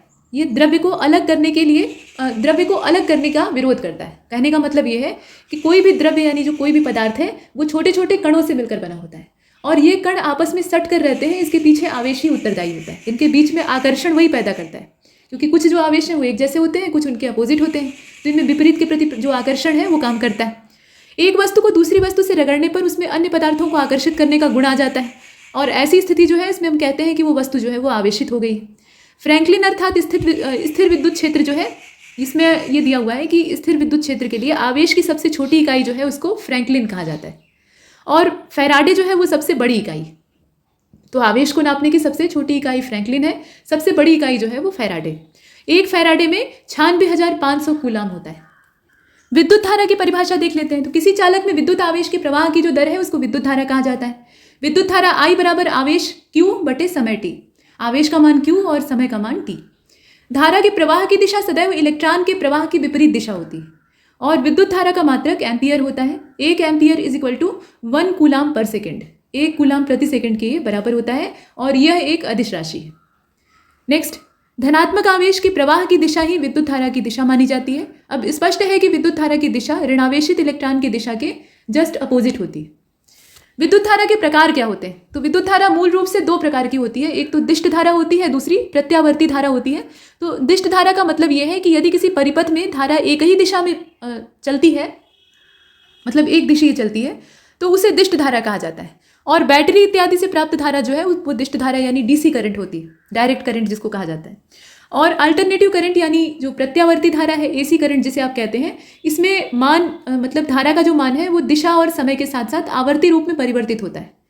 और अल्टरनेटर दोलित्र यानी जो यहाँ अलग अलग तरह के ऑसिलेटर्स होते हैं, इनसे प्राप्त होने वाली विद्युत धारा को प्रत्यावर्ती धारा कहा जाता है। और दिष्ट धारा की अपेक्षा प्रत्यावर्ती धारा का मुख्य लाभ ये होता है कि प्रत्यावर्ती धारा को वैद्युत ऊर्जा की अधिक हानि के बिना लंबी दूरियों तक संप्रेषित किया जा सकता है। तो जो पोल से और पावर हाउस से आपको बिजली मिलती है वो एसी करंट होती है मोटे तौर पे, और जो बैटरी इन्वर्टर से आप प्राप्त करते हैं वो डीसी करंट होती है। आगे बढ़ते हैं। यहाँ आप देखिए इलेक्ट्रोमोटिव फोर्स को देखना आवश्यक है, और जो अलग अलग सेल्स होते हैं उनमें इलेक्ट्रोमोटिव फोर्स कितना होता है ये जानने की ज़रूरत है। तो किसी विद्युत ऊर्जा उत्पादक उपकरण के द्वारा उत्पन्न किया गया वो बल जिसके द्वारा या जिसके कारण किसी चालक या परिपथ में इलेक्ट्रॉन का प्रवाह स्थापित हो जाता है उसे कहा जाता है इलेक्ट्रोमोटिव फोर्स। ये इलेक्ट्रॉन्स को मोटिवेट करता है, ठीक है, इसीलिए इसको इलेक्ट्रोमोटिव फोर्स कहा जाता है। मतलब विद्युत का वाहन करता है, उसे शुरू करता है। और इसमें अलग अलग सेल्स का, जैसे वोल्टिक सेल है तो उसका जो इलेक्ट्रोमोटिव फोर्स है यानी विद्युत वाहक बल वो 1.08 वोल्ट होता है, इसको वोल्ट में ही नापते हैं। डेनियल सेल के लिए 1.08 ही होता है। शुष्क सेल जो है ड्राई सेल उसके लिए 1.50 होता है, और लेक्लांशे के लिए होता है 1.50। इसके बाद आगे बढ़ते हैं। सीसा संचायक जो सेल होता है उसके लिए 2 होता है, और 12 होता है किसके लिए, कार की बैटरी सेल के लिए। विद्युत विभव क्या है, तो विद्युत क्षेत्र में किसी बिंदु पर विद्युत विभव का मान एकांक धनावेश को अनंत से उस बिंदु तक लाने में जो कार्य किया जाता है उसके बराबर होता है। किसी अनंत बिंदु से उस निश्चित बिंदु तक लाने में जो मतलब एक सिंगल धनावेश को जो काम किया गया वो कहलाता है विद्युत विभव। और विद्युत विभव V = होता है W/Q0। इसका जो मात्रक है वो जूल पर कूलाम, और इसी जूल पर कूलाम को कहा जाता है वोल्ट। ये भी एक अदिश राशि है, इसमें दिशा जानने की आवश्यकता नहीं होती है। विभवांतर क्या है, तो यहाँ विभवों का अंतर मतलब 2 विभवों के बीच का अंतर, ये सिंपल इसमें से अर्थ निकल कर आ रहा है। इसकी परिभाषा देखिए, इकाई धनावेश को विद्युत क्षेत्र के एक बिंदु से, किसी एक बिंदु से, यहाँ अनंत की बात नहीं कही गई है, किसी एक बिंदु से दूसरे बिंदु तक ले जाने में जो काम किया जाता है उस काम को या उस कार्य को उन बिंदुओं के बीच में विभवांतर कहा जाता है। और विभवांतर का मात्रक भी वोल्ट ही होता है, क्योंकि ये है तो विभव ही। अब ये बात अलग है कि वो अनंत से नहीं लाया गया है, बल्कि एक निश्चित बिंदु से दूसरे बिंदु तक लाने में किया गया कार्य है। तो यहाँ विभवांतर के लिए क्या सूत्र हो सकता है, ये W/Q वोल्ट के तौर पे देखा जाता है। प्रतिरोध क्या है, तो किसी चालक का प्रतिरोध एक भौतिक राशि है पहली बात, और ये चालक से धारा के प्रवाह को रोकने का काम करता है, मतलब चालक के अंदर धारा के प्रवाह में रुकावट डालने का काम करता है। इसका मात्रक ओम होता है, और इसे R के द्वारा व्यक्त किया जाता है, R फॉर रेजिस्टेंस। ओम का नियम देख लेते हैं। तो नियत ताप पर, मतलब ताप जो है यहाँ पे नियत है यानी कांस्टेंट है, तो एक कांस्टेंट टेम्परेचर पर चालक के सिरों पर लगाया गया जो विभवांतर होता है, 2 सिरे होते हैं, मतलब किसी भी चालक तार में 2 सिरे हो गए, तो दोनों छोरों पर जो विभवांतर लगाया गया उसमें प्रवाहित धारा, कहा गया कि निश्चित ताप पर चालक के सिरों पर लगाया गया विभवांतर और उसमें प्रवाहित धारा के ये अनुक्रमानुपाती होता है, मतलब सीधा संबंध होता है। इसको आप ऐसे देख सकते हैं, मतलब सिंपल तरीका है इसको देखने का। यहाँ सूत्र के सहारे अगर समझा जाए तो ज़्यादा आसानी होगी। V बराबर क्या होता है, I × R होता है, ये सूत्र है। अब इसमें आप R को इधर रख लीजिए या R को ही इधर भेज दीजिए, इसको इधर भेज दीजिए, इसमें अदला बदली हो जाएगी, मतलब पक्षांतर कर लीजिए। तो सूत्र कुछ इस प्रकार से बनेगा, I = V/R। तो धातुओं का ताप बढ़ाने पर उनका प्रतिरोध बढ़ जाता है, ठीक है। जब किसी चालक के सिरों पर विभवांतर लगाया जाता है तो उससे होकर विद्युत धारा प्रवाहित होने लगती है। अब आगे बढ़ते हैं। ओम के नियम का जो ग्राफ है वो आपने देखा होगा, ऐसे एक्स एक्सिस और वाई एक्सिस, और बीच में वो एकदम से सीधा जाता है। जर्मन वैज्ञानिक थे, इनका नाम था जॉर्ज साइमन ओम, और इनके द्वारा आरोपित विभवांतर तथा उसके फलस्वरूप प्रवाहित जो विद्युत धारा है उसके प्रयोग द्वारा ये संबंध स्थापित किया गया, जिसे कि ओम का नियम कहा जाता है। नियम के अनुसार ये कहा जाता है कि किसी चालक की भौतिक अवस्था जैसे कि ताप इत्यादि का मतलब है कि ताप के साथ दाब और अन्य जो फैक्टर है वो भी काम कर रहे हैं, तो उन सबको अगर बदला ना जाए, मतलब जैसे है वैसे ही रखा जाए, तो चालक में प्रवाहित होने वाली विद्युत धारा उसके सिरों पर लगाए गए विभवांतर के अनुक्रमानुपाती हो जाएगी। यही सूत्र था। V = IR, ये सिंपल फार्मूला है, और R यहाँ पे एक नियतांक होता है, मतलब आप इसको ऐसे लिख सकते हैं, चूंकि विद्युत का जो विभवांतर है वो इसकी धारा के समानुपाती था, तो इसको हम ऐसे V ∝ I लिखे। अभी जब प्रोपोर्शनलिटी का निशान आप हटाइएगा तो यहाँ पे आएगा बराबर का चिन्ह और एक कांस्टेंट लगाना पड़ता है, तो वो कांस्टेंट यहाँ पे R होगा, जो कि उस पदार्थ का प्रतिरोध होगा। और उस पदार्थ के लिए, मतलब हर प्रत्येक पदार्थ के लिए जो प्रतिरोध का मान है वो निश्चित होता है। अब इसके बाद देखिए इलेक्ट्रिक जनरेटर को, विद्युत जनित्र विद्युत धारा या बिजली उत्पन्न करने का उपकरण है, ये तो आप जानते ही हैं। यांत्रिक ऊर्जा को विद्युत ऊर्जा में ये कन्वर्ट करने का काम करता है, ठीक है। इसका काम क्या है, यांत्रिक ऊर्जा को विद्युत ऊर्जा में बदलना। और विद्युत जनित्र विद्युत चुंबकीय प्रेरण के अनुप्रयोग पर आधारित है। ट्रांसफार्मर क्या होता है, तो ये अन्योन प्रेरण का जो सिद्धांत है उस पर काम करता है। और इसकी सहायता से जो प्रत्यावर्ती वोल्टेज है उसके मान में परिवर्तन लाया जाता है, मतलब उसे नियंत्रित किया जाता है। ट्रांसफार्मर दिष्ट वोल्टताओं के लिए उपयोगी नहीं, मतलब ये डीसी करंट पे नहीं काम करता है, ये एसी करंट के लिए ही काम करता है। एसी करंट का जो वोल्टेज होता है उसको ये नियंत्रित करता है। आपने देखा होगा ना, गली मोहल्ले ट्रांसफार्मर लगे रहते हैं, तो वो पावर हाउस की जो 11,000 और 22,000 वोल्ट की तरंगें होती है, विद्युत तरंगें होती है, उसको नियंत्रित करके घरेलू स्तर पर ले आता है और सप्लाई के लिए भेजता है। अब इसके बाद देखिए, ट्रांसफार्मर प्रत्यावर्ती वोल्टता में परिवर्तन करता है, यानी कम वोल्टता को उच्च वोल्टता में परिवर्तित करता है। इस उपकरण में नर्म लोहे का इस्तेमाल किया जाता है और अंदर तेल भी भरा रहता है। इसके बाद देखिए, ट्रांसफार्मर दो तरह के होते हैं, एक तो स्टेप अप ट्रांसफार्मर होता है, दूसरा स्टेप डाउन होता है, ऊंचाई और अपचाई। यह मतलब ऊंचाई ट्रांसफार्मर को देख लीजिए, तो यह निम्न विभव की प्रत्यावर्ती धारा को उच्च विभव की प्रत्यावर्ती धारा में बदलने की क्षमता रखता है। स्टेप अप ट्रांसफार्मर का इस्तेमाल हम पावर प्लांट जो होते हैं वहाँ पे वोल्टेज लेवल को बढ़ाने के लिए करते हैं, और इलेक्ट्रॉनिक सर्किट और इन्वर्टर इत्यादि में भी किया जाता है। जो इलेक्ट्रॉनिक सर्किट होते हैं उसमें भी आप देखते हैं छोटा सा ट्रांसफार्मर होता है, तो वो क्या होता है, वो असल में ऊंचाई ट्रांसफार्मर होता है। वो वोल्टेज को बढ़ाने का काम करता है, डिम वोल्टेज को बढ़ा सकता है। अपचाई क्या करता है, तो ठीक उल्टा काम करेगा। ये उच्च प्रत्यावर्ती विभव की धारा को निम्न प्रत्यावर्ती धारा में बदलने का काम करता है, और इसका प्रयोग टेलीविजन में, इन्वर्टर वोल्टेज में, स्टेबलाइजर में किया जाता है, सीडी प्लेयर में होता है।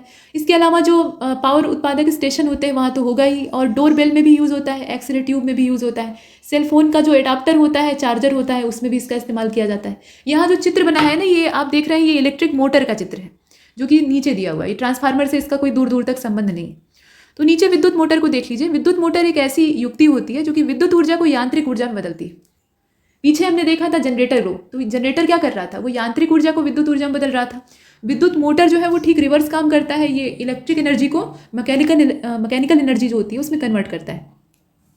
अब इसका प्रयोग किया जाता है विद्युत पंखों में, वॉशिंग मशीन में इस्तेमाल किया जाता है, मिक्सर ग्राइंडर जो है उसमें इस्तेमाल किया जाता है। मतलब आप देखते हैं ना, वॉशिंग मशीन या मिक्सर ग्राइंडर या इलेक्ट्रिक फ़ैन जो है, उनका जब प्लग लगाकर आप सॉकेट में और ऑन करते हैं स्विच को, तो जो इलेक्ट्रिक करंट है वो तार के सहारे उस उपकरण तक पहुँचता है, और वहाँ पर कोई ऐसी पद्धति है जो कि उसको कन्वर्ट कर रही है। कन्वर्ट करके क्या कर रही है, मतलब उसकी जो इलेक्ट्रिक एनर्जी है उसको मैकेनिकल एनर्जी में कन्वर्ट करके, जो उसकी पंखुड़ियाँ हैं, जो उसका ग्राइंडिंग का जो ब्लेड लगा हुआ है, मतलब ग्राइंडर का जो ब्लेड लगा हुआ है, और जो वॉशिंग मशीन होती है उसके अंदर जो उसके घूमने वाले मोटर होते हैं उनको चलाने का काम करती है। तो ये मैकेनिकल एनर्जी पैदा कर रहा है। कहने का मतलब ये है कि यहाँ पर विद्युत मोटर इस्तेमाल होता है। पंखे में भी वही मोटर होता है जो इसकी ब्लेड को घुमाने का काम करता है। तो इस तरह का काम विद्युत मोटर करता है। मतलब कहाँ कहाँ यूज़ होता है, एक सामान्य इसका इस्तेमाल दिखाया गया। अभी कैपेसिटर को देख लेते हैं। तो कैपेसिटर से आपको क्या समझ में आया, जो पंखा आप हवा लेने के लिए इस्तेमाल करते हैं, मान लीजिए सीलिंग फैन है या कोई भी पंखा, तो उसकी रफ्तार को मेंटेन रखने के लिए उसमें एक डिबिया जैसा जो उपकरण है वो लगाया जाता है, छोटी सी डिबिया जैसा, और ये समय समय पर ख़राब हो जाता है तो इसको बदल दिया जाता है। मतलब ये यंत्र की क्षमता पर निर्भर करता है कि कितनी पावर का, कितने माइक्रोफैरड का या कितने फैरड का उसमें कंडेंसर, इसको कंडेंसर के नाम से मिस्त्री लोग बोलते हैं, और इसका जो भौतिक विज्ञानी नाम है वो कैपेसिटर होता है, संधारित्र।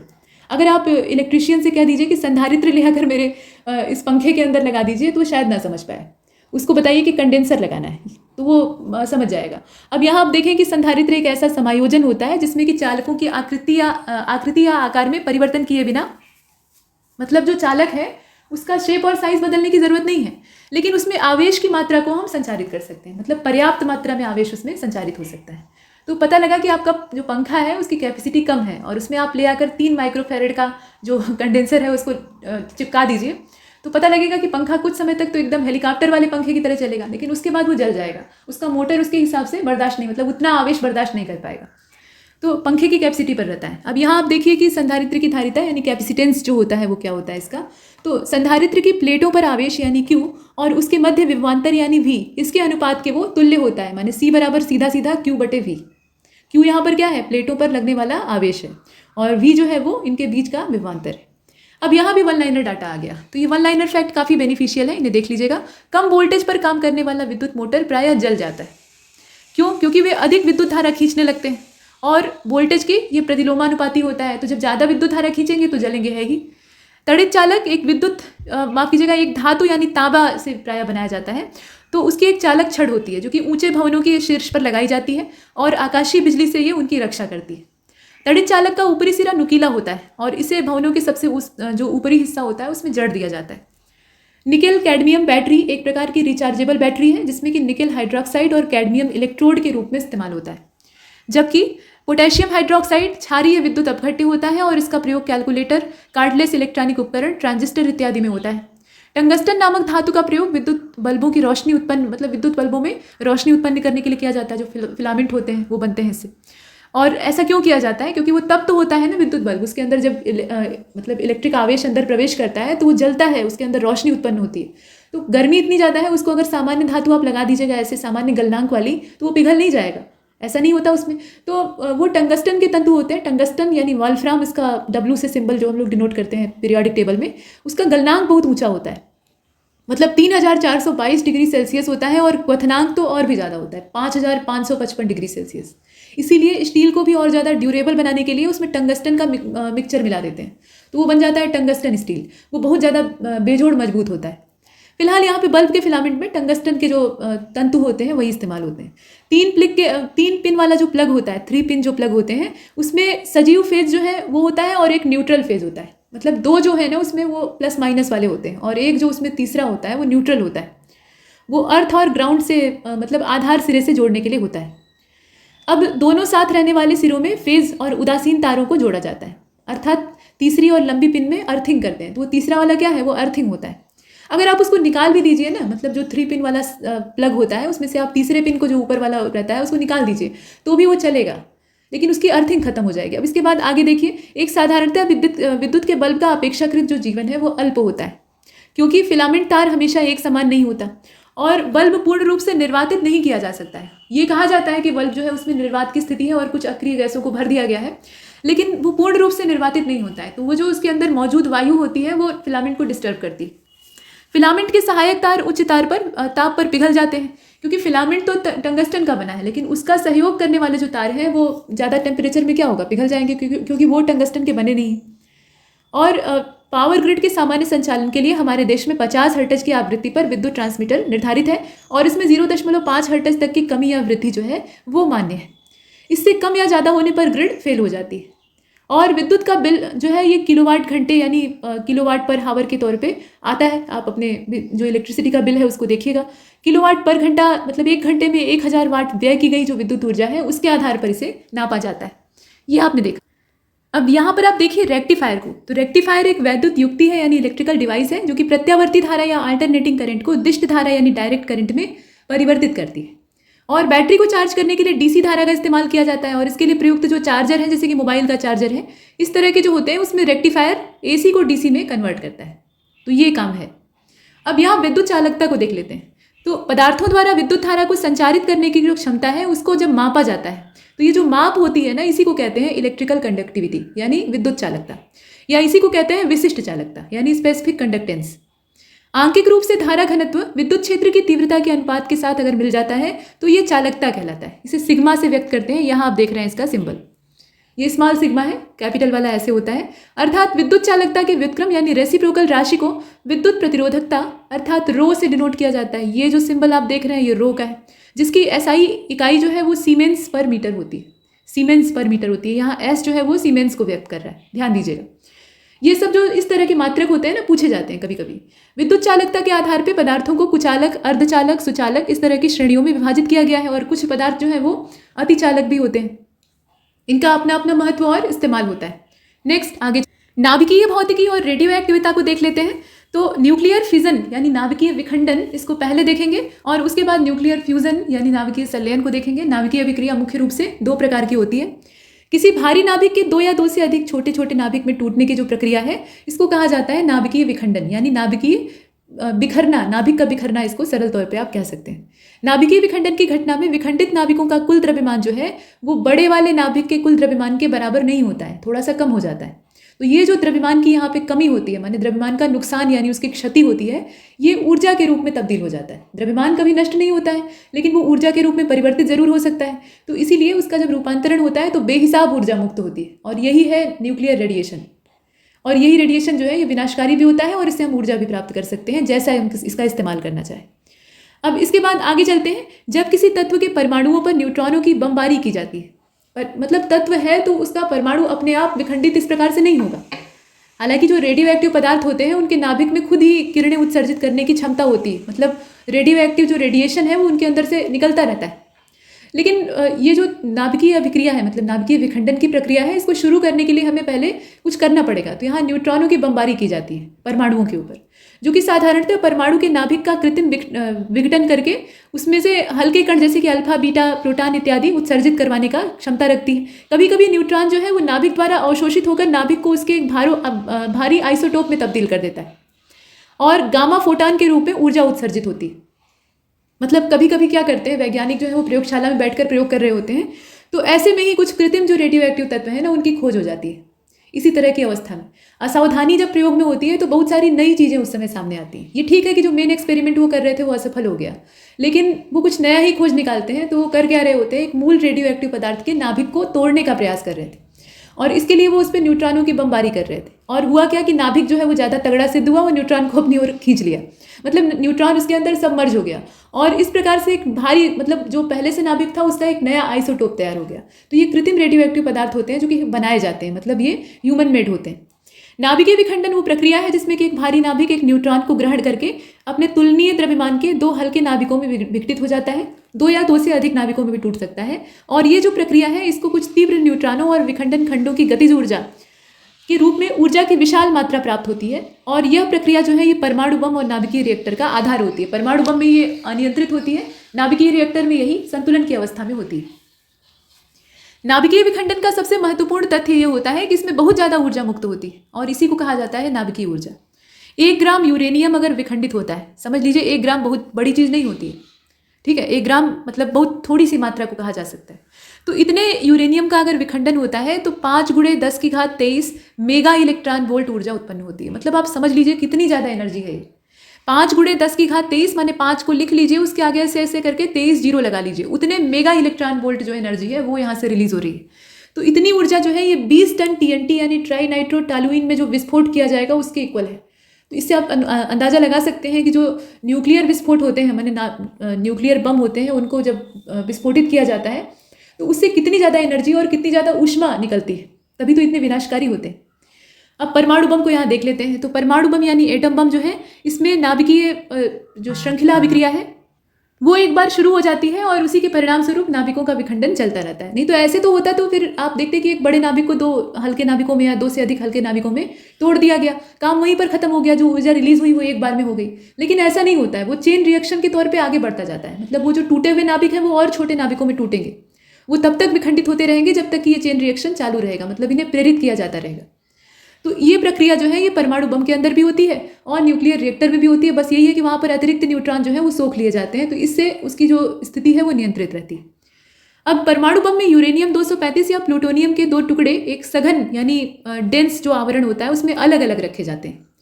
बम विस्फोट से 10⁻70 डिग्री सेल्सियस की कोटि का ताप जो है और करीब कई लाख वायुमंडल का जो दाब है उसके बराबर जो दाब है वो उत्पन्न होता है। मतलब उसकी तो गणना ही नहीं है कि प्रेशर कितना क्रिएट होगा। तो टेम्परेचर और प्रेशर का यहाँ पे एक बहुत भयंकर जो दायरा है वो विकसित हो जाता है। अब आप ऐसी कल्पना कर सकते हैं कि जो मतलब अमेरिका के द्वारा परमाणु बम का ब्लास्ट किया गया था जापान के 2 शहरों के ऊपर, तो वो शुरुआती प्रयोग था। मतलब परमाणु बम को अभी बनाना अमेरिका भी सीख रहा था, उसने पहला प्रयोग जापान पर ही कर दिया। हिटलर की भी यही मंशा थी, वो परमाणु बम पर अपना अधिकार चाहता था। लेकिन कुल मिलाकर अमेरिका के हाथ लगा, अमेरिका ने उसे जापान पे टेस्ट कर दिया।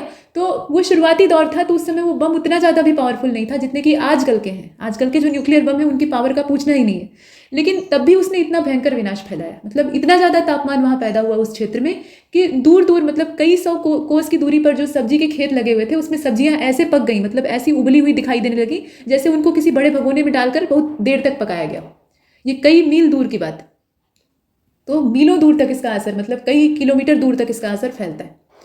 अब इसके बाद आगे चलते हैं। न्यूक्लियर रिएक्टर यानी एटॉमिक फर्नेस जो है इसको देखने की आवश्यकता है। तो नाभिकीय रिएक्टर एक ऐसा संयंत्र होता है जिसमें कि विखंडनीय पदार्थ में स्वपोषित नियंत्रित श्रृंखला अभिक्रिया चलती रहती है और उसे नियत दर पर ऊर्जा प्राप्त होती रहती है। इस ऊर्जा को अनेक उपयोगी कार्यों में प्रयुक्त किया जाता है। अब आधुनिक रिएक्टर के निम्न मुख्य भाग होते हैं। एक तो ईंधन वाला हिस्सा होता है यानी फ्यूल होता है, दूसरा जो है वो मॉडरेटर होता है यानी मंदक होता है, और तीसरा इसमें कूलेंट होता है। चौथे के तौर पे कंट्रोल रॉड का इस्तेमाल किया जाता है। मतलब ये नियंत्रक छड़ें होती हैं जो कि कैडमियम या बोरान से बनाई जाती हैं। तो एक एक करके देख लेते हैं। देखिए फ्यूल में क्या इस्तेमाल करते हैं, तो यूरेनियम 235 या फिर प्लूटोनियम 239 का यूज़ किया जाता है। और मंदक के तौर पर चूंकि न्यूट्रॉनों की गति को मंद करना जरूरी है, नहीं तो न्यूट्रॉन इतने खुराफाती हैं कि वो एक एक करके सारे नाभिकों को जगा देंगे, फिर सारे नाभिक जो है वो एक्टिवेट होकर वहाँ जो न्यूक्लियर रिएक्टर है वो बम में तब्दील हो जाएगा अगर अनियंत्रित हुआ तो ऐसे में न्यूट्रॉनों पर कंट्रोल करना ज़रूरी है। तो इसके लिए जो विखंडन की प्रक्रिया है उसमें जो मंदित न्यूट्रॉन है उनकी संख्या को सीमित करने हेतु भारी जल, ग्रेफाइट या बेरिलियम ऑक्साइड का इस्तेमाल किया जाता है। और इसमें से जो D2O है यानी भारी जल ड्यूटेरियम ऑक्साइड जिसको कहा जाता है वो सबसे अच्छा मंदक कहलाता है। इसके बाद मॉडरेटर के बाद कूलेंट का नंबर आता है। चूंकि आपने देखा कि बहुत भयंकर तापमान उत्पन्न होता है, जितना भयंकर दाब पैदा होता है उतना ही भीषण तापमान पैदा होता है। तो इतने भीषण तापमान को क्या वहाँ लोग झेल पाएंगे और क्या वो रिएक्टर झेल पाएगा? तो इसके लिए वहाँ पर शीतलक इस्तेमाल किया जाता है और शीतलक के लिए वायु, जल और कार्बन डाइऑक्साइड जो है उसको रिएक्टर में लगातार प्रवाहित किया जाता है ताकि वो ठंडा रहे। नियंत्रक छड़ें जो होती हैं वो भी नियंत्रित करने का काम करती हैं, मतलब विखंडन की दर को क्या करती हैं, कंट्रोल में रखती हैं। कैडमियम और बोरान जो है ये मंद न्यूट्रॉनों के अच्छे अवशोषक होते हैं, तो एक्स्ट्रा न्यूट्रॉन जो है उनको ये बटोर लेते हैं झाड़ू की तरह से। और ये जो छड़ें होती है कैडमियम की, ये रिएक्टर के अंदर और बाहर ऐसे आगे पीछे की जा सकती है। मतलब ये है कि छड़ों को जब हम अंदर की ओर धकेल देते हैं, अंदर वो घुस जाती हैं तो न्यूट्रॉन को खींचने लगती हैं, तो वहाँ विखंडन की दर जो है वो कम हो जाती है। और बाहर खींच लेते हैं इन्हें तो विखंडन की दर जो है वो बढ़ जाती है। तो इसे कम अधिक किया जा सकता है, ये कहने का मतलब। इसके बाद आगे चलते हैं। यहाँ पे नाभिकीय संलयन को देखिए। विखंडन को तो हमने देख लिया। विखंडन में बेहिसाब ऊर्जा मुक्त हो रही थी और उतना ही भारी ताप और दाब भी, लेकिन संलयन में उससे भी ज़्यादा ऊर्जा मुक्त होती है। संलयन उससे भी ज़्यादा विनाशकारी है अगर ये नियंत्रित नहीं रहा तो।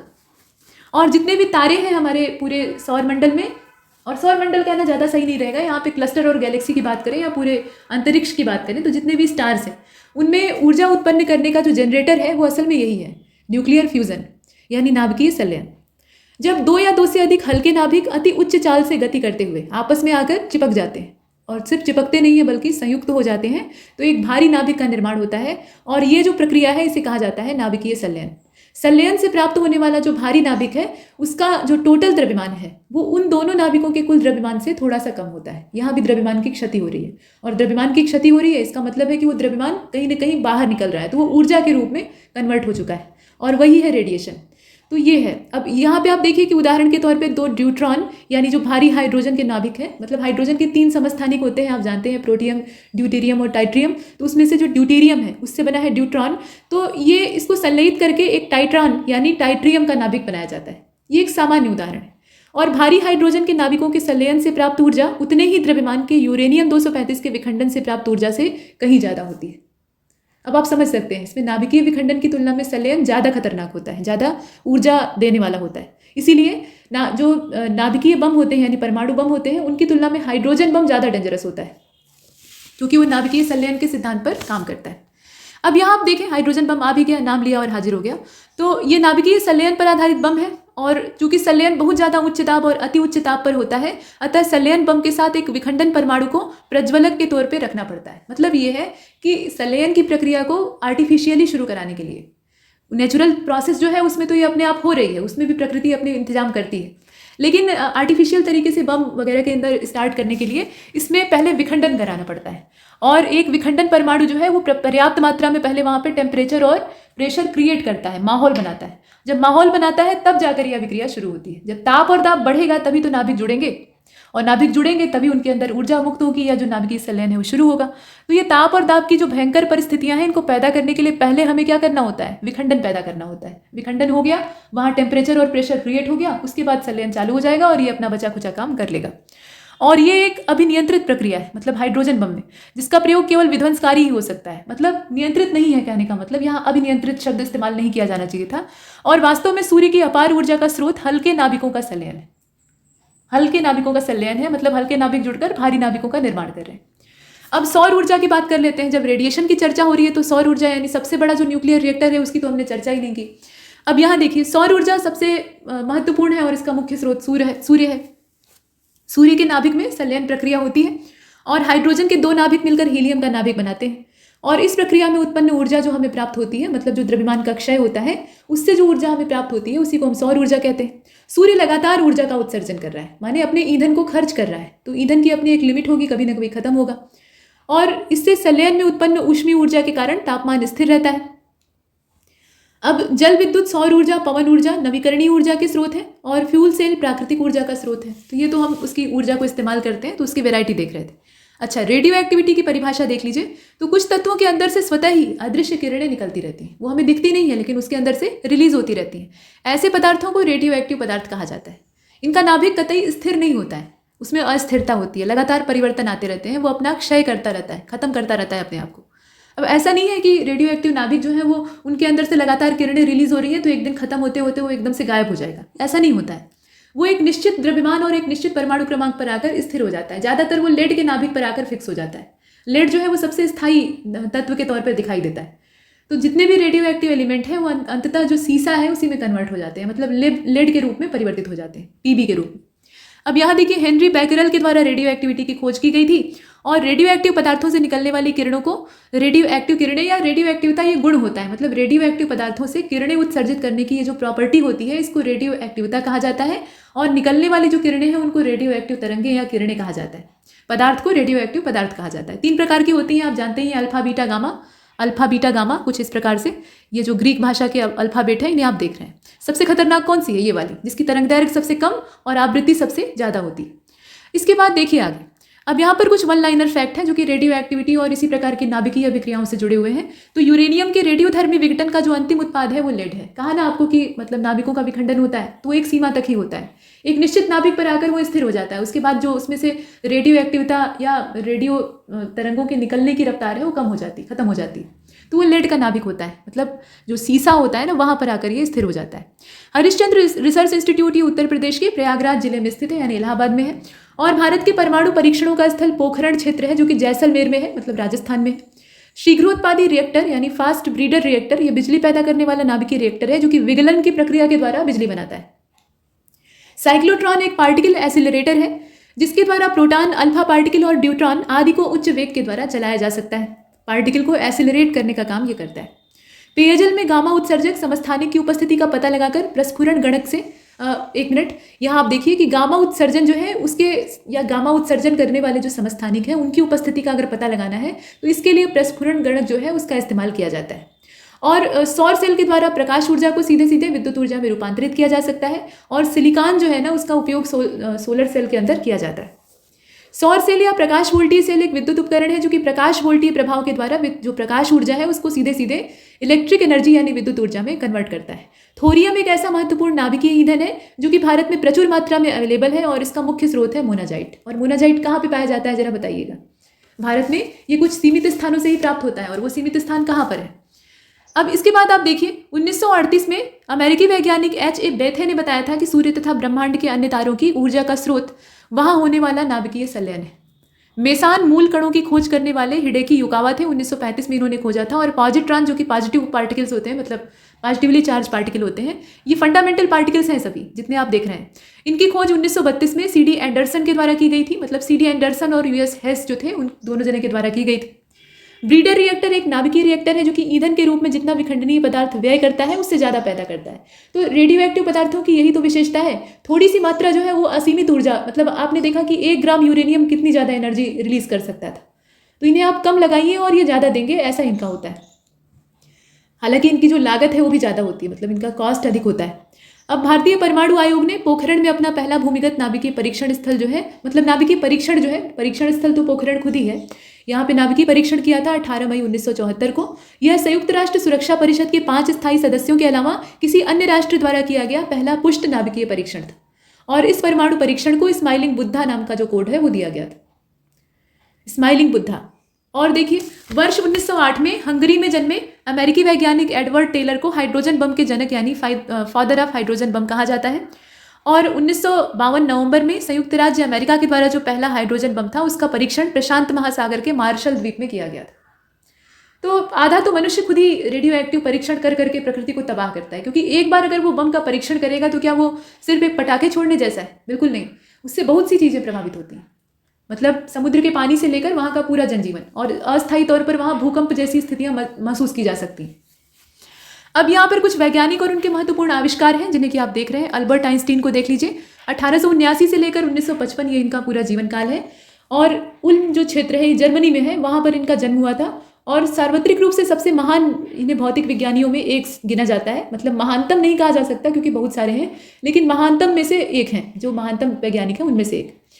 अब विस्मयकारी वैज्ञानिक जीवन इनका था और इनके द्वारा 1905 में 3 क्रांतिकारी शोध पत्रों का पब्लिकेशन किया गया।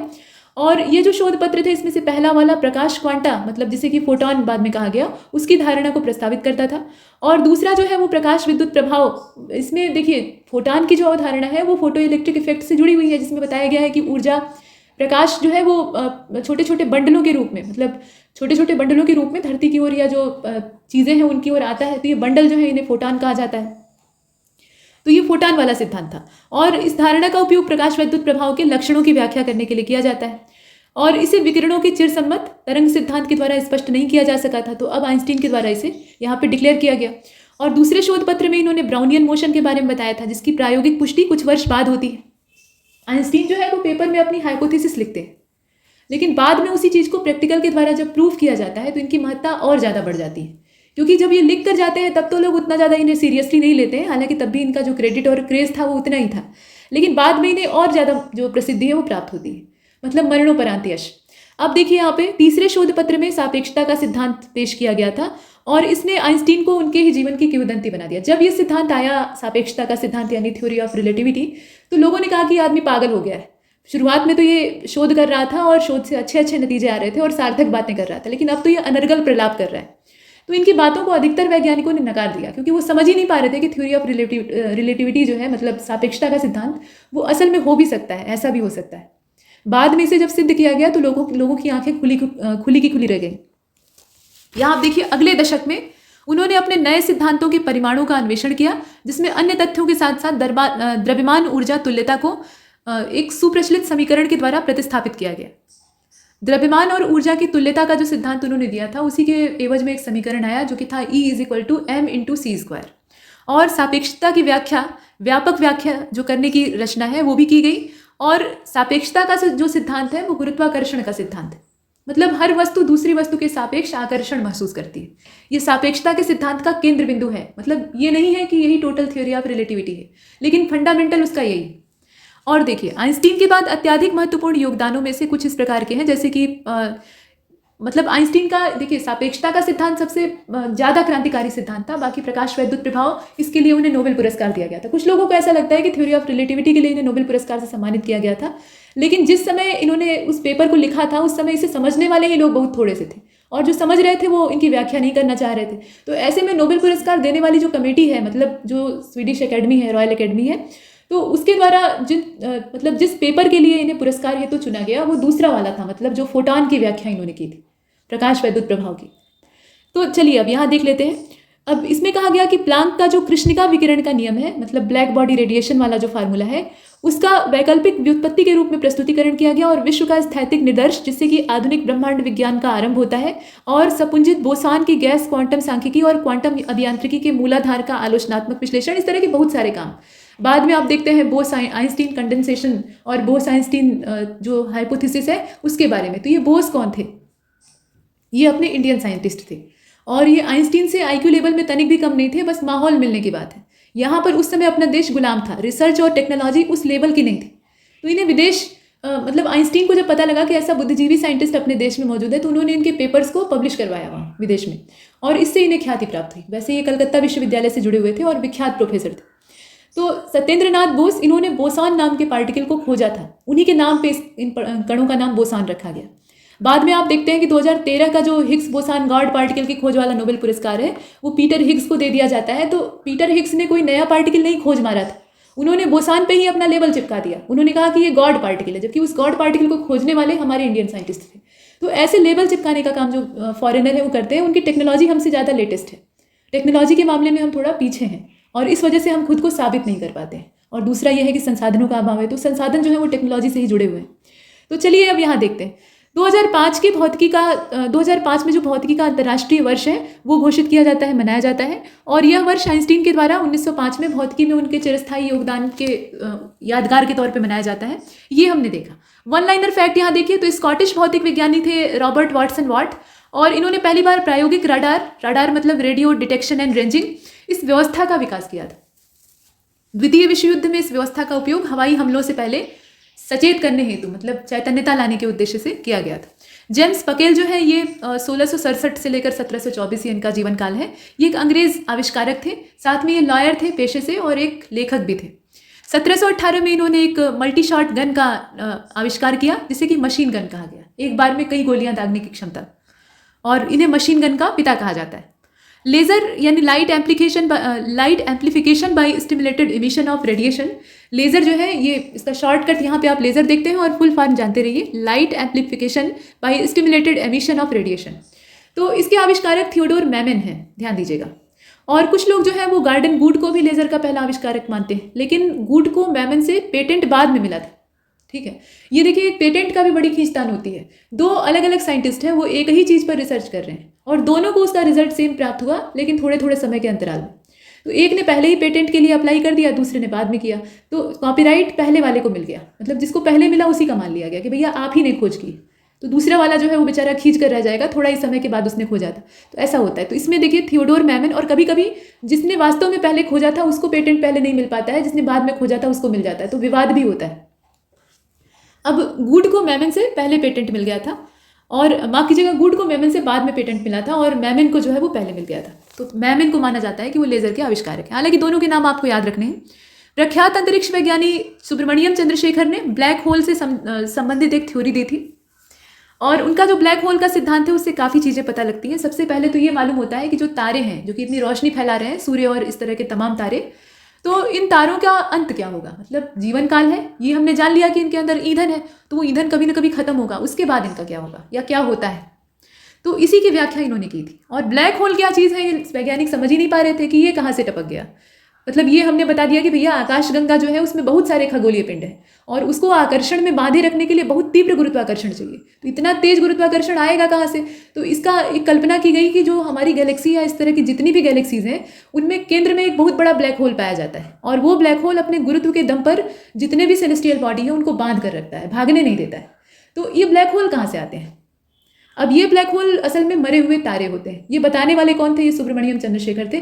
बहुत क्रांतिकारी खोज थी। जैसे चंद्रशेखर वेंकट रमन ने रमन प्रभाव और स्कैटरिंग ऑफ लाइट को बताया था, मतलब उसके बारे में अपना एक्सप्लेनेशन दिया था, वैसे ही सुब्रमण्यम चंद्रशेखर जो उनके भतीजे थे, इन्होंने उस ब्लैक होल के सिद्धांत की बड़ी अच्छी व्याख्या की थी।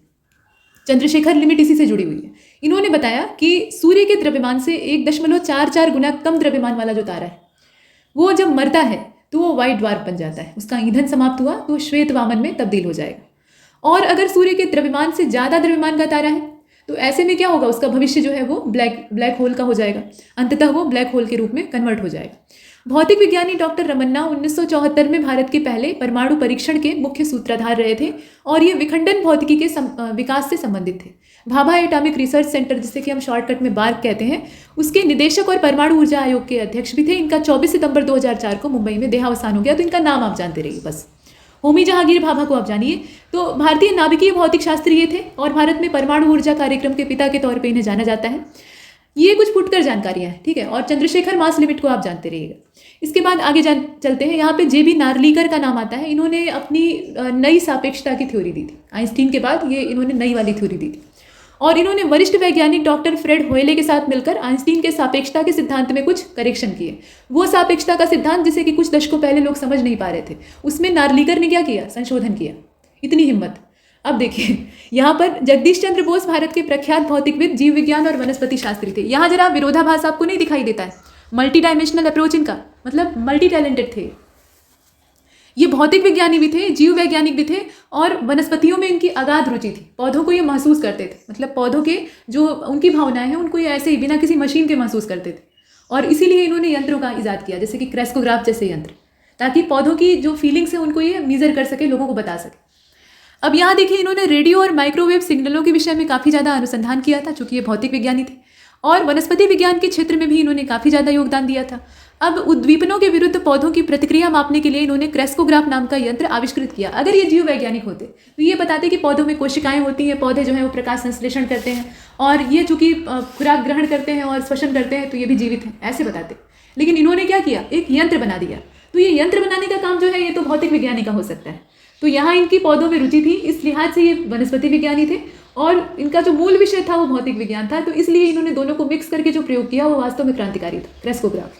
अब इसके बाद आप देखिए डॉक्टर हरगोविंद खुराना को, इन्हें नोबेल पुरस्कार मिला था 1968 की जो तारीख है, 1868 में तो नोबेल पुरस्कार होते ही नहीं थे। तो 1968 में चिकित्सा के क्षेत्र में नोबेल पुरस्कार से इन्हें सम्मानित किया गया। और चंद्रशेखर वेंकट रमन जो थे, इन्हें 1930 में, ये भारतीय वैज्ञानिक थे, भौतिक वैज्ञानिक, और भौतिक विज्ञान का भारत के संदर्भ में पहला नोबेल पुरस्कार इनको दिया गया था। और इन्हीं के भतीजे सुब्रमण्यम चंद्रशेखर को भौतिक विज्ञान के ही क्षेत्र में 1983 में नोबेल पुरस्कार से नवाजा गया था।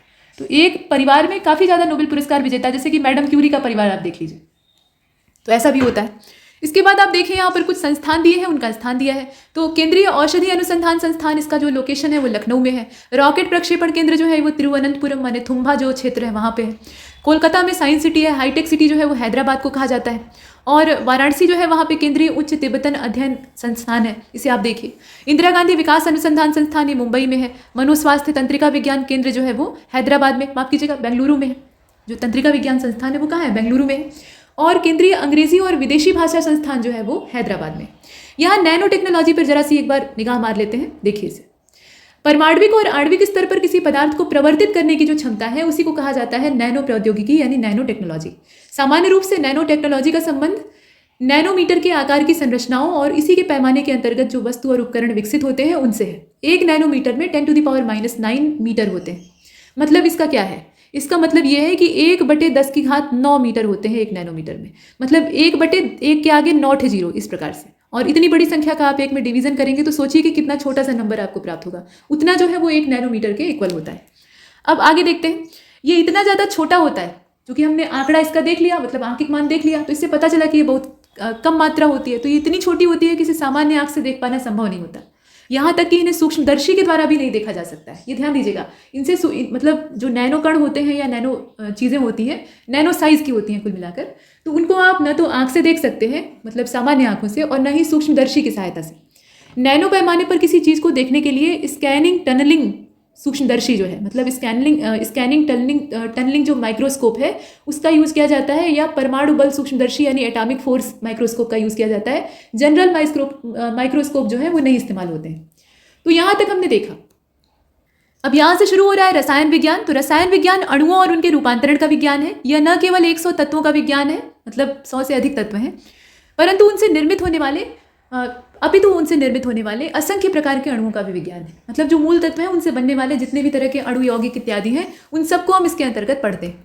रसायन विज्ञान का जो मुख्य विकास है वो 1300 से लेकर 1600 का जो ईस्वी का समय था, उसमें कीमिया यानी एल्कीमी और औषध रसायन के रूप में होता है। आधुनिक रसायन ने 18वीं शताब्दी में यूरोप में कुछ एल्कीमी परंपराओं के पश्चात आकार लिया, जो कि यूरोप में अरबों द्वारा लाई गई। अरबों के संपर्क में जब यूरोपी आते हैं तो रसायन की जो कला है वो उनके पास आती है। द्रव्य के सामान्य गुण क्या होते हैं? जब हम रसायन विज्ञान का अध्ययन कर रहे हैं तो इसमें भी हम मैटर और एनर्जी को पढ़ेंगे। देखिए, भौतिक विज्ञान जो है ना वो किसी भी विज्ञान का या साइंस टोटल जो विज्ञान हम देखते हैं, मतलब विशेष प्रकार का ज्ञान, तो उसका मूल है, केंद्र है, भौतिकी केंद्र है, और सब उसके चारों ओर चलने वाली चीज़ें हैं। अगर भौतिक विज्ञान में संबंधित जितने भी नियम हैं उनको हम पढ़ लेते हैं तो हम किसी भी विज्ञान की शाखा को अच्छे तरीके से समझ सकते हैं। ये सुनने में थोड़ा अटपटा लगेगा, और हो सकता है कि जिनका विषय भौतिक विज्ञान ना हो और वो जीव विज्ञान से बहुत ज़्यादा रुचि या लगाव रखते हो या रसायन विज्ञान से प्रेम रखते हो, तो उन्हें ये बुरा लगे कि भौतिक विज्ञान को श्रेष्ठ दर्शाने का प्रयास किया जा रहा है। ऐसा नहीं है।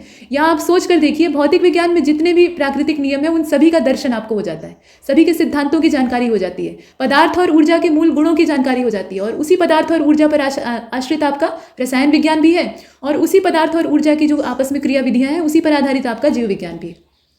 तो ये कहीं से भी अलग नहीं है, बस इन्हें डिवाइड करके हम पढ़ते हैं, और इसकी शुरुआत होती है भौतिक विज्ञान से, यानी सबसे शुरुआती विज्ञान जो है वो फिजिक्स है। अब यहाँ देखिए, और आप ऐसे भी पर्यावरण या जीव विज्ञान भी पढ़ते हैं तो आप देखते हैं कि 2 तरह के कंपोनेंट हमारे इकोसिस्टम में पाए जाते हैं या पूरे इन्वायरमेंट में। एक तो बायोटिक होते हैं, दूसरे एबायोटिक होते हैं। बाकी एनर्जी कंपोनेंट तो ऊपर से सूर्य द्वारा प्राप्त होता है।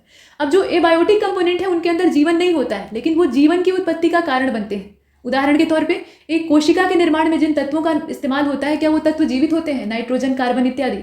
वो जिंदा तो होते नहीं, उनके हाथ पैर नहीं होते हैं, लेकिन वो आपस में जब संयुक्त होते हैं तो सेल डेवलप हो जाती है, और सेल डेवलप होती है तो जब बहुत सारी सेल इकट्ठा होती है तो टिश्यू बनता है, माने उत्तक बन जाते हैं, फिर उससे ऑर्गन बनते हैं, ऐसे पूरा शरीर तैयार हो जाता है। तो आप सोच कर देखिए शुरुआत कहाँ से हो रही है।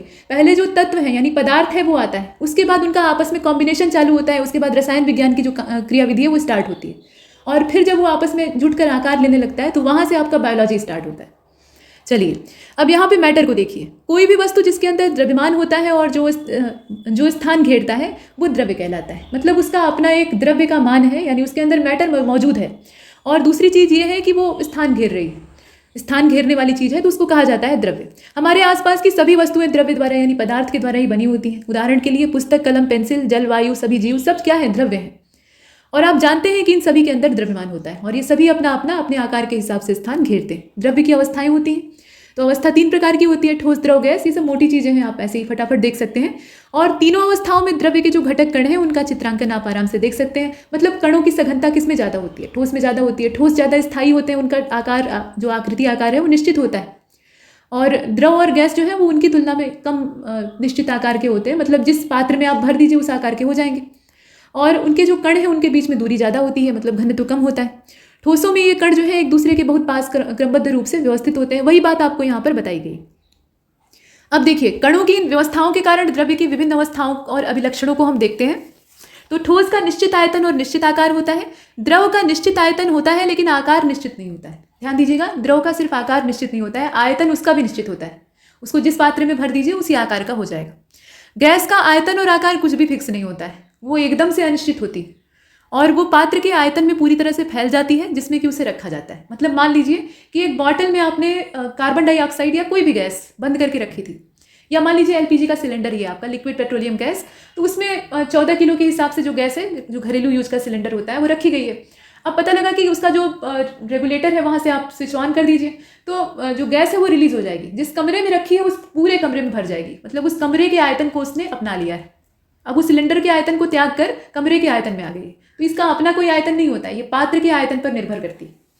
अब देखिए इसके बाद ताप और दाब की परिस्थितियों का जब परिवर्तन हम करते हैं तो द्रव्य की जो अवस्थाएं हैं वो आपस में इंटरचेंज होती हैं। ताप को घटाने बढ़ाने पर इनकी अवस्थाओं में बदलाव आते हैं। सामान्य रूप से ठोस को अगर आप गर्म कर देंगे तो वो द्रव बन जाएगा, द्रव को गर्म कर देंगे तो वो भाप बन जाएगा यानी गैस बन जाएगा, और ठंडा करेंगे तो क्रमशः ये वापस लौट आएगा। जैसे कि गैस को ठंडा किया तो द्रव बनेगी पहले, उसके बाद जम जाएगी, ठोस बन जाएगी। तो ये रिवर्सिबल होता है। अच्छा, अब आगे चलते हैं।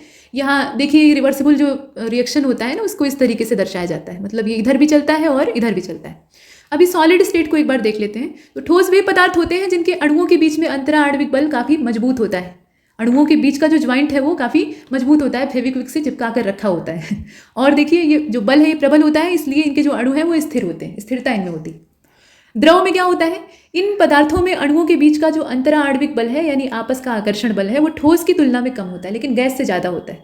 इसीलिए इनकी आकृति जो है वो बदल सकती है। जिस पात्र में भर दीजिए उस आकार के हो जाते हैं, लेकिन आयतन इनका स्थिर होता है। लेकिन गैसों में क्या होता है? ये अंतरा आणविक बल बहुत कमज़ोर होता है, मतलब नहीं के बराबर होता है, बहुत मामूली होता है, बस इतना ही कि बांधे रख सके। तो ये आयतन भी परिवर्तित कर सकती हैं और आकार भी बदल सकती हैं। तो अनिश्चितता बढ़ती जा रही है। जैसे जैसे अंतरा आणविक बल कमज़ोर पड़ता जा रहा है वैसे वैसे इनमें अनसर्टेनिटी बढ़ती जा रही है। द्रव्य के तीनों रूपों में कुछ विशेष गुण पाए जाते हैं। जैसे ठोस में प्रत्यास्थता का गुण पाया जाता है और ये प्रत्यास्थता द्रवों और गैसों में नहीं होती है। श्यानता का गुण जो है वो द्रव और गैस दोनों में पाया जाता है, लेकिन ठोस में नहीं पाया जाता है। दाब का प्रभाव है वो आप देखिए कि द्रव पर अगर डाला जाए तो उसका अलग प्रभाव पड़ता है। अच्छा, केशिकात्व और प्लवन का जो प्रभाव है या इस तरह के जो सिद्धांत हैं वो द्रवों पर काम करते हैं, और वायुमंडलीय दाब जो है ये गैसों में सक्रिय होता है। तो ये गुण होते हैं इनके। फिलहाल द्रव्य का वर्गीकरण यहाँ कायदे से कर लेते हैं। द्रव्य यानी पदार्थ, तो ये मिश्रण भी हो सकता है और शुद्ध रूप भी हो सकता है। मतलब कई सारे पदार्थों को अगर मिला दिया गया तो वो मिश्रण बन गया, और कोई एकमात्र इकलौता यूनिक पदार्थ है तो उसको हम कहेंगे कि शुद्ध पदार्थ है।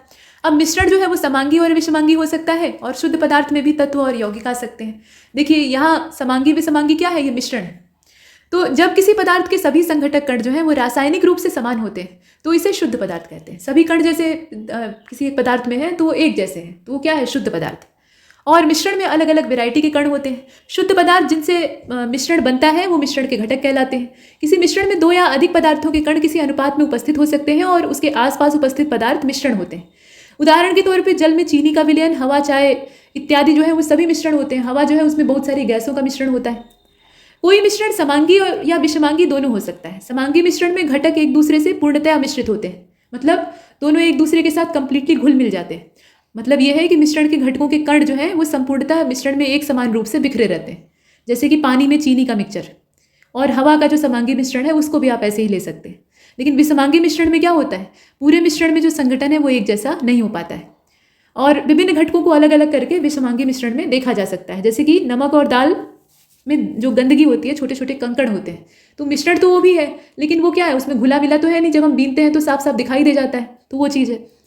अब इसके बाद देखिए, मिश्रण के घटकों को मतलब ये बताना आवश्यक है कि जो विषमांगी मिश्रण होते हैं उसमें हाथ से छीलकर, छानकर, क्रिस्टलीकरण करके, आसवन करके जो भौतिक विधियां हैं उनके द्वारा इन अशुद्धियों को दूर किया जा सकता है। भौतिक और रासायनिक गुण क्या होते हैं? तो प्रत्येक पदार्थ के विशिष्ट या अभिलाक्षणिक गुणधर्म, और इन गुणधर्मों को 2 वर्गों में बांटा गया है। भौतिक गुणधर्म उदाहरण के तौर पर रंग, गंध, गलनांक, क्वथनांक, घनत्व, और रासायनिक गुणधर्म जैसे कि संगठन, ज्वलनशीलता, अम्ल, क्षार इत्यादि की जो अभिक्रियाशीलता होती है वो सब इसमें आते हैं। भौतिक गुणधर्मों को पदार्थ की पहचान या संगठन को परिवर्तित किए बिना मापा या देखा जा सकता है। रासायनिक गुणधर्मों को मापने या देखने के लिए रासायनिक परिवर्तन का होना आवश्यक होता है और भौतिक गुणों को मापने के लिए रासायनिक परिवर्तन का होना जरूरी नहीं होता है। विभिन्न पदार्थों की अभिलाक्षणिक अभिक्रियाएं जैसे कि अम्लता, क्षारता, दाह्यता इत्यादि ये रासायनिक गुणधर्मों के एग्जाम्पल के तौर पर देखी जाती है। भौतिक गुणधर्मों का मापन कैसे करेंगे? तो वैज्ञानिक अन्वेषण के लिए परिमाणात्मक मापन जो होता है उसकी आवश्यकता होती है और द्रव्य के अनेक गुणधर्म जैसे कि लंबाई, क्षेत्रफल, आयतन इत्यादि मात्रात्मक प्रवृत्ति के होते हैं और किसी मात्रात्मक प्रेक्षण या मापन को कोई संख्या उसके बाद इकाई लिखकर निरूपित कर सकते हैं। अब उदाहरण के लिए किसी कमरे की लंबाई को 6 मीटर लिखकर बताया जा सकता है और 6 एक इसमें संख्या है और मीटर जो है वो इसका मात्रक है जिसमें कि लंबाई को नापा गया है। भौतिक और रासायनिक परिवर्तनों को देख लेते हैं। तो फिजिकल चेंजेस क्या होते हैं? भौतिक गुणों में परिवर्तन लाना, ये इसका सीधा मकसद होता है। तो पदार्थ के भौतिक गुण जैसे कि आकार, माप यानी साइज, रंग, अवस्था, इन सब में बदलाव हो सकता है और ये रिवर्सिबल होते हैं, मतलब इन्हें रिवर्स किया जा सकता है। मतलब अभिक्रिया की दशा अगर बदल दी जाए तो फिर से मूल पदार्थ हमें प्राप्त हो सकता है और इस प्रकार का जो परिवर्तन होता है उसमें कोई नया पदार्थ नहीं बनता है। पदार्थ का एक अवस्था से दूसरी अवस्था में परिवर्तन, जैसे कि जल का वाष्पीकरण आपने कर दिया, फिर भाप को ठंडा करेंगे तो पानी बन जाएगी, ये जो है ये क्या है? भौतिक परिवर्तन है। बर्फ पिघल गई, आप फिर से उसको फ्रीजर में घुसा दीजिए, जम जाएगी। तो ये सब जितने भी हैं ये भौतिक परिवर्तन है, इन्हें वापस लौटाया जा सकता है। पानी का जमना, फिर से पिघला दीजिए, पानी का उबलना, ठंडा कर दीजिए, फिर से लौट आएगा। और बादलों का बनना, बादल बने, बारिश हुई, फिर बारिश का पानी भाप बना, फिर बादल बन गए। तो ये प्रोसेस क्या है? ये रिवर्सिबल है और ये सब भौतिक परिवर्तन के अंतर्गत आता है। स्प्रिंग को आपने खींचा, फिर छोड़ दिया, अपनी अवस्था में लौट आई, हालांकि कुछ विकृति पैदा होती है लेकिन फिर भी सामान्य तौर पर ये भौतिक परिवर्तन है। इसके बाद भौतिक परिवर्तनों में मूल पदार्थ के विशिष्ट गुणों में कोई खास अंतर नहीं आता है, थोड़ा बहुत अंतर आता है। ऐसा नहीं कह सकते कि एकदम से अंतर नहीं आता है, लेकिन आप ये कह सकते हैं कि मोटे तौर पे कोई अंतर नहीं आता है। और उनकी जो रासायनिक प्रवृत्ति है वो नहीं बदलती है, वो जस की तस रहती है। भौतिक परिवर्तन अस्थायी होते हैं। प्रक्रिया केवल तभी तक होती है जब तक कि प्रक्रिया का कारण वहाँ पर होता है और जैसे ही वो कारण खत्म होता है या वहाँ से हटा लिया जाता है वैसे ही वो अपनी मूल अवस्था में लौट आते हैं। जैसे कि पानी को आपने ठंडा कर दिया तो वो जम गया, अब आपने ठंडा करने की जो विधि थी उसको हटा लिया तो पानी अपनी अवस्था में वापस लौट आएगा। आपने उसको आग जलाकर गर्म कर दिया तो आपने क्या किया? उसमें अपनी ओर से एफर्ट लगाया, आग बुझ गई, पानी अपने तापमान पर धीरे धीरे लौट आएगा। इसके बाद आगे चलते हैं।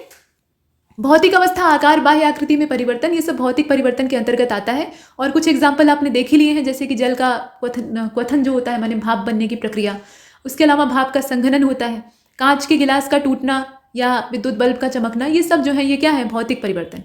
अब यहाँ रासायनिक परिवर्तनों को देखते हैं। तो इसमें एक या एक से अधिक नए पदार्थ बन जाते हैं। नए पदार्थ का निर्माण यहाँ पर होता है, मतलब मूल पदार्थ का जो आणविक संगठन है वो प्रभावित हो जाता है, इसीलिए इसका नाम है रासायनिक परिवर्तन। रासायनिक संरचना पे अंतर पड़ता है और रासायनिक संरचना ही जब बदल गई तो पदार्थ ही बदल गया, तो पदार्थ अपनी मूल अवस्था में लौट नहीं सकता है, इसीलिए उसका जो मॉलिक्यूलर स्ट्रक्चर है उसी में परिवर्तन आ गया।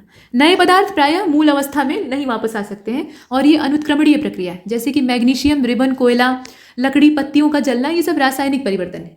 फलों का पकना, पौधों में प्रकाश संश्लेषण का होना, मतलब कार्बन डाइऑक्साइड और पानी का ग्लूकोज में कन्वर्जन, और सूर्य से प्रकाश जो प्राप्त होता है वो भी रासायनिक परिवर्तन है। अब ऐसा थोड़ी है कि जो सूर्य से रेडिएशन निकल गया है वो फिर से सूर्य के अंदर ईंधन में वापस हो सकता है, कि वो फिर से हाइड्रोजन में कन्वर्ट होकर सूर्य को प्राप्त हो जाएगा, ऐसा नहीं है। जो निकल गया सो निकल गया, वो रोशनी के रूप में, ऊर्जा के रूप में हमें प्राप्त हो गया, ठीक है। तो ये रासायनिक संरचना में हुआ जो बदलाव है ये रासायनिक परिवर्तन में आता है और इसमें रिवर्स नहीं किया जा सकता है। ये एक बार नए पदार्थ बन जाते हैं तो वो फिर मूल अवस्था में नहीं लौट सकते हैं। ये स्थायी परिवर्तन होता है। ऑक्सीकरण अपचयन या लोहे में जंग का लगना, दही का जमना। अब दही जमी, एक छोटा सा उदाहरण, क्या आप उसे वापस दूध बना सकते हैं? संभव नहीं है। तो ये रासायनिक परिवर्तन है। रासायनिक परिवर्तन स्थायी होते हैं, अनुक्रमणीय होते हैं। एग्जाम्पल के तौर पे कागज का जलना एक स्थायी परिवर्तन है। कागज की जली हुई राख से आप फिर से कॉपियां नहीं बना सकते। इसके बाद देखिए आगे, तो परमाणु की संरचना और रेडियो एक्टिविटी को मिलाकर देखते हैं। हालांकि रेडियो एक्टिविटी को हमने फिजिक्स में अच्छे तरीके से कवर किया था, लेकिन यहाँ एटॉमिक स्ट्रक्चर के आधार पर देखना आवश्यक है। तो ये जो चित्र आप देख रहे हैं वो एक परमाणु का चित्र है, और इस परमाणु में यहाँ आप देख सकते हैं बीच में नाभिक है। ये देखिए, ये आपका नाभिक है जिसमें कि न्यूट्रॉन है और प्रोटॉन है, और बाकी ये पूरा न्यूक्लियस का आकार हो गया। और ये आपके इलेक्ट्रॉन है जो कि बाहरी कक्षाओं में चक्कर लगा रहे हैं। यही संरचना होती है। आमतौर पे हम लोग कक्षाओं में, मतलब छोटी कक्षाओं में जब पढ़ते हैं तो उसमें बीच में एक नाभिक लगा के ऐसे ऐसे ऑर्बिटल बना के उसमें KLMN जो सेल होते हैं उसको हम लोग फुलफिल करते हैं, मतलब इलेक्ट्रॉनिक कॉन्फ़िगरेशन वहाँ पर होता है। लेकिन परमाणु का जो स्ट्रक्चर है वो कुछ इस तरीके से दर्शाया गया है। अब यहाँ देखते हैं आगे, तो इसे छोटा कर लेते हैं। देखिए, भारतीय और यूनानी दार्शनिकों के द्वारा बहुत पहले से ही, यानी 400 ईसा पूर्व, ईसा मसीह जब पैदा भी नहीं हुए थे उससे भी 400 साल पहले, तो परमाणुओं के अस्तित्व का प्रचार प्रसार उसी समय हो गया था। मतलब लोगों को पता हो गया था कि इतने छोटे कण भी होते हैं, और उनका विचार था कि परमाणु द्रव्य के मूल संरचनात्मक हिस्से होते हैं, मतलब यही मूल है। इसके अंदर की बारीकी लोगों को नहीं पता थी, संभवतः लोग नहीं जानते थे। और इसके हिसाब से पदार्थ के लगातार विभाजन से अंततः परमाणु को ही प्राप्त किया जा सकता है, यानी सबसे छोटा जो कण है वो परमाणु है, ऐसा पुराने जमाने के लोगों का, पुराने जमाने का मतलब आज से 400 ईसा पूर्व का जो समय था उस समय के लोगों का मानना था। और इसे विभाजित नहीं किया जा सकता है। परमाणु शब्द, मतलब एटम जो वर्ड है वो ग्रीक भाषा से उत्पन्न हुआ है। असल में एटोमियो का मतलब होता है न काटे जाने वाला। तो अभी जो परमाणु का ये नाम है ना, ये इसके लिए बहुत ज़्यादा सुटेबल नहीं है। परमाणु यानी परमाणु है ये। अब इससे ज़्यादा परम यानी इससे ज़्यादा उच्च या इससे ज़्यादा मूल कुछ नहीं हो सकता। और बाद में अभी जो मॉडर्न साइंस है उसमें इसको भी झूठा साबित करके बता दिया गया कि भैया इसके भी टुकड़े हो सकते हैं। और उसमें भी लोगों का मानना था कि इलेक्ट्रॉन, प्रोटॉन और न्यूट्रॉन ही होते हैं, लेकिन बाद में अन्य कणों की भी खोज होती। तो खोजों का कोई अंत नहीं है, और न विज्ञान में रहस्यों का कोई अंत। एक प्रयोग जब आता है तो वो पीछे के कई सारे प्रयोगों और कई सारी हाइपोथेसिस को गलत साबित कर देता है। तो वही चीज़ यहाँ होती है। तो ये परमाणु या जो एटम नाम रखा गया है ना, वो अब बहुत ज़्यादा इसके लिए सुटेबल नहीं है, लेकिन चूंकि पहले से चल रहा है इसलिए हम इसको यूज़ करते हैं। अच्छा, अविभाज्य या नॉन डिवाइजेबल इसको इसमें माना जाता है। ग्रीक भाषा में इसका यही मतलब है। पहले ये विचार केवल कल्पना पर आधारित था और इनका प्रायोगिक परीक्षण कर पाना उस समय संभव नहीं था, क्योंकि वैसे इक्विपमेंट्स नहीं थे। और इसके बाद बहुत समय तक ये जो विचार है ये ऐसे ही बगैर किसी प्रमाण के चलते रहे और लोग इन्हें मानते भी रहे। 18वीं शताब्दी जब आती है तो वैज्ञानिकों ने इस बात को फिर से एक बार जोर देना शुरू किया, और इस बार सिर्फ बातों का जोर नहीं था, उसमें प्रयोग भी किए जाने लगे। अब आगे क्या होता है, तो सन 1808 में जॉन डाल्टन नाम के एक ब्रिटिश अध्यापक थे, मतलब ये टीचर थे पेशे से। इन्होंने पहली बार वैज्ञानिक आधार पर द्रव्य का परमाणु सिद्धांत पेश किया था, और उनका सिद्धांत, जिसे कि डाल्टन की एटॉमिक थ्योरी कहा जाता है, इसमें परमाणु को पदार्थ का मूल कण माना गया। कहा गया कि यही पदार्थ का मूल कण है। ये पुरानी वाली जितनी भी परिकल्पनाएं थी उसी पर आधारित है। डाल्टन के परमाणु सिद्धांत के द्रव्यमान संरक्षण के नियम, मतलब डाल्टन का जो परमाणु सिद्धांत है उसके आधार पर द्रव्यमान संरक्षण का नियम, स्थिर संघटन के नियम, गुणित अनुपात के नियम, सबकी सफलतापूर्वक व्याख्या हम लोग कर लेते हैं। लेकिन यह कई प्रयोगों के परिणामों को वर्णित करने में विफल रहता है। मतलब पहले तो क्या होता है, डाल्टन सिद्धांत देकर चले जाते हैं, तो साइंटिस्ट उसी के आधार पर बहुत सारे नियमों की व्याख्या करते हैं, लेकिन कुछ नियमों की व्याख्या करने में डाल्टन का सिद्धांत जो है वो सही साबित नहीं होता है, वहाँ पर वो फेल हो जाता है। इसका मतलब क्या है, इसमें कहीं ना कहीं कुछ ना कुछ कमी है। तो वही कमी तब खोजी जाने लगती है। कमी निकालने का जो प्रोसेस है वो आगे स्टार्ट होता है, और जब कमी निकलती है तो पता लगता है कि हम लोग गलती कर रहे थे, इस परमाणु के अंदर भी छोटे छोटे कण पाए जाते हैं, ये मालूम होता है। अब यहाँ देखिए, उदाहरण के लिए कांच अथवा एबोनाइट जो है उसको रेशम या फर के साथ घिसने पर विद्युत आवेश उत्पन्न होता है। अब इसकी व्याख्या इसमें कैसे की जाएगी, परमाणु वाला जो सिद्धांत डाल्टन का है उसके आधार पर तो हम व्याख्या नहीं कर सकते हैं। तो आवेश आता कहाँ से, मतलब ये चार्ज कहाँ से उत्पन्न हो रहा है, ये समझ में ही नहीं आ रहा था। तो वो चार्ज इलेक्ट्रॉनों की वजह से उत्पन्न हो रहा था। अब आइए देखते हैं कैसे। तो इस एकक को हमने उन प्रायोगिक प्रेक्षणों से आरंभ किया जो कि 19वीं शताब्दी के अंत और 20वीं शताब्दी के प्रारंभ में वैज्ञानिकों द्वारा किए गए थे। और इसके आधार पर जब तगड़ी रिसर्च होती है तो ये मालूम होता है कि परमाणु के अंदर भी छोटे छोटे पार्टिकल हैं जो कि अपरमाणविक कण हैं, और ये इलेक्ट्रॉन, प्रोटॉन और न्यूट्रॉन होते हैं। अब ये धारणा डाल्टन की धारणा से एकदम अलग थी। आगे की कहानी ये है कि अब परमाणु के बारे में पढ़ना पड़ेगा। तो परमाणु जो है वो द्रव्य के सूक्ष्मतम कण कहे जाते हैं जिनसे कि अणु बनते हैं, और ये रासायनिक अभिक्रिया में बिना अपघटित हुए भाग लेते हैं। हालांकि ये भी पूर्ण सत्य नहीं। अब इन्हें परमाणु कहा जाता है। डाल्टन ने 1803 में परमाणु का सिद्धांत प्रतिपादित किया था, और उसके हिसाब से परमाणु अविभाज्य होता है। और आधुनिक खोजें जो है वो ये बताती हैं कि परमाणु विभाज्य है, और वो अनेक अपरमाणविक कणों से मिलकर बना है। सिर्फ 3 नहीं, अनेक अपरमाणविक कणों से मिलकर बना है। वो सिर्फ इलेक्ट्रॉन, प्रोटॉन, न्यूट्रॉन नहीं है, और भी फंडामेंटल पार्टिकल्स उसके अंदर मौजूद है। और देखिए, इलेक्ट्रॉन, प्रोटॉन और न्यूट्रॉन जो है ये 3 प्रमुख कण हैं, मतलब 3 प्रमुख फंडामेंटल पार्टिकल है, लेकिन यही सब कुछ है ऐसा नहीं। और हम ये भी देखते हैं कि जो पूरा एटम का स्ट्रक्चर होता है उसमें ज़्यादातर जो द्रव्यमान होता है वो नाभिक में संकेंद्रित होता है। इसका मतलब क्या है कि अकेले वहाँ पर प्रोटॉन और न्यूट्रॉन का ही वजन काम नहीं कर रहा होता है, उसके अलावा और भी फंडामेंटल पार्टिकल उसमें अपना योगदान दे रहे होते हैं। और कुछ ऐसे भी पार्टिकल होते हैं जो कि इलेक्ट्रॉन के साथ जो बाहरी ऑर्बिटल है वहाँ पर ठहरे होते हैं। चलिए अब यहाँ देखते हैं आगे। तो परमाणु में एक केंद्रीय नाभिक होता है जो कि ऋणावेशित इलेक्ट्रॉनों से घिरा हुआ होता है। प्रोटॉन तथा न्यूट्रॉन ये नाभिक में पाए जाते हैं, इन्हें संयुक्त रूप से न्यूक्लियॉन कहा जाता है। परमाणु भार क्या चीज़ है? तो किसी तत्व का परमाणु भार उस तत्व के परमाणु भार से संबंधित एक संख्या है, मतलब उस तत्व के भारांक से संबंधित एक संख्या है। मतलब कह सकते हैं कि यह वह संख्या है जो कि प्रदर्शित करती है कि उस तत्व के एक परमाणु का औसत भार कार्बन 12 जो कि कार्बन का ही समस्थानिक है, उसके एक परमाणु के 1/12वें से कितना गुना भारी है। यहाँ जो सूत्र आप देख रहे हैं उसमें कहा गया कि किसी तत्व का परमाणु भार उस तत्व के एक परमाणु का औसत भार बटे कार्बन 12 का एक परमाणु का जो भार है उन दोनों के अनुपात के बराबर होता है। उसमें 12 से आप गुणा कर दीजिए, कैलकुलेशन हो जाएगा। और इसके लिए जो हम इकाई यूज़ करते हैं परमाणु भार को दर्शाने के लिए वो एटॉमिक मास यूनिट होती है। और एक एटॉमिक मास यूनिट में 1.66 × 10⁻⁻24 ग्राम होते हैं। ये वजन नापने की ही इकाई है। ग्राम में इसका जो रूपांतरण है उसे आप देख सकते हैं। वर्तमान में AMU के स्थान पर U जो है वो द्रव्यमान के लिए इस्तेमाल किया जाता है। पूरा AMU लिखने से अच्छा है कि यहाँ पर हम U का इस्तेमाल करें, तो ये लेटेस्ट है।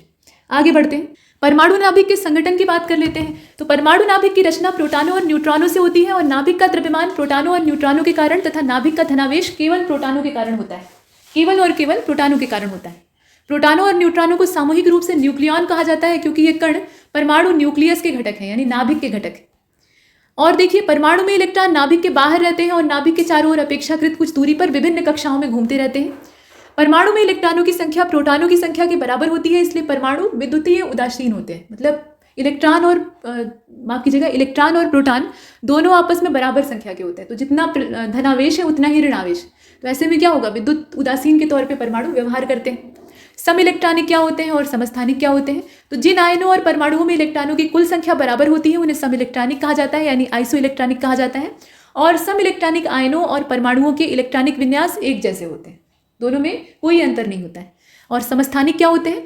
तो समस्थानिक यानी आइसोटोप्स जो होते हैं ये समान परमाणु क्रमांक वाले पदार्थ होते हैं, मतलब तत्व होते हैं, लेकिन द्रव्यमान अलग अलग होता है। स्थान समान होता है यानी क्रमांक एक होता है, लेकिन द्रव्यमान जो परमाणु भार है वो भिन्न भिन्न होता है और इनका स्थान अलग अलग न होकर एक ही होता है। हाइड्रोजन तत्व के 3 समस्थानिक हैं जिनका कि द्रव्यमान संख्या अगर देखा जाए तो क्रमशः 1, 2, 3 है। मतलब इसमें प्रोटियम, ड्यूटेरियम और टाइट्रियम जो आप देखते हैं, हाइड्रोजन 1, हाइड्रोजन 2 और हाइड्रोजन 3 इस प्रकार से देखा जाता है। ऑक्सीजन के भी 3 समस्थानिक हैं। परमाणु क्रमांक 8 ही है लेकिन द्रव्यमान संख्याएं 16, 17, 18 है। ऑक्सीजन 16, ऑक्सीजन 17 और ऑक्सीजन 18। किसी तत्व के समस्थानिकों में प्रोटॉनों की संख्या समान होती है लेकिन न्यूट्रॉनों की संख्या अलग होती है। तो ये कुछ फुटकर जानकारियां हमने देखी हैं। अभी डाटा आगे जारी रहेगा, इसमें इतना ही। तब तक के लिए नमस्कार।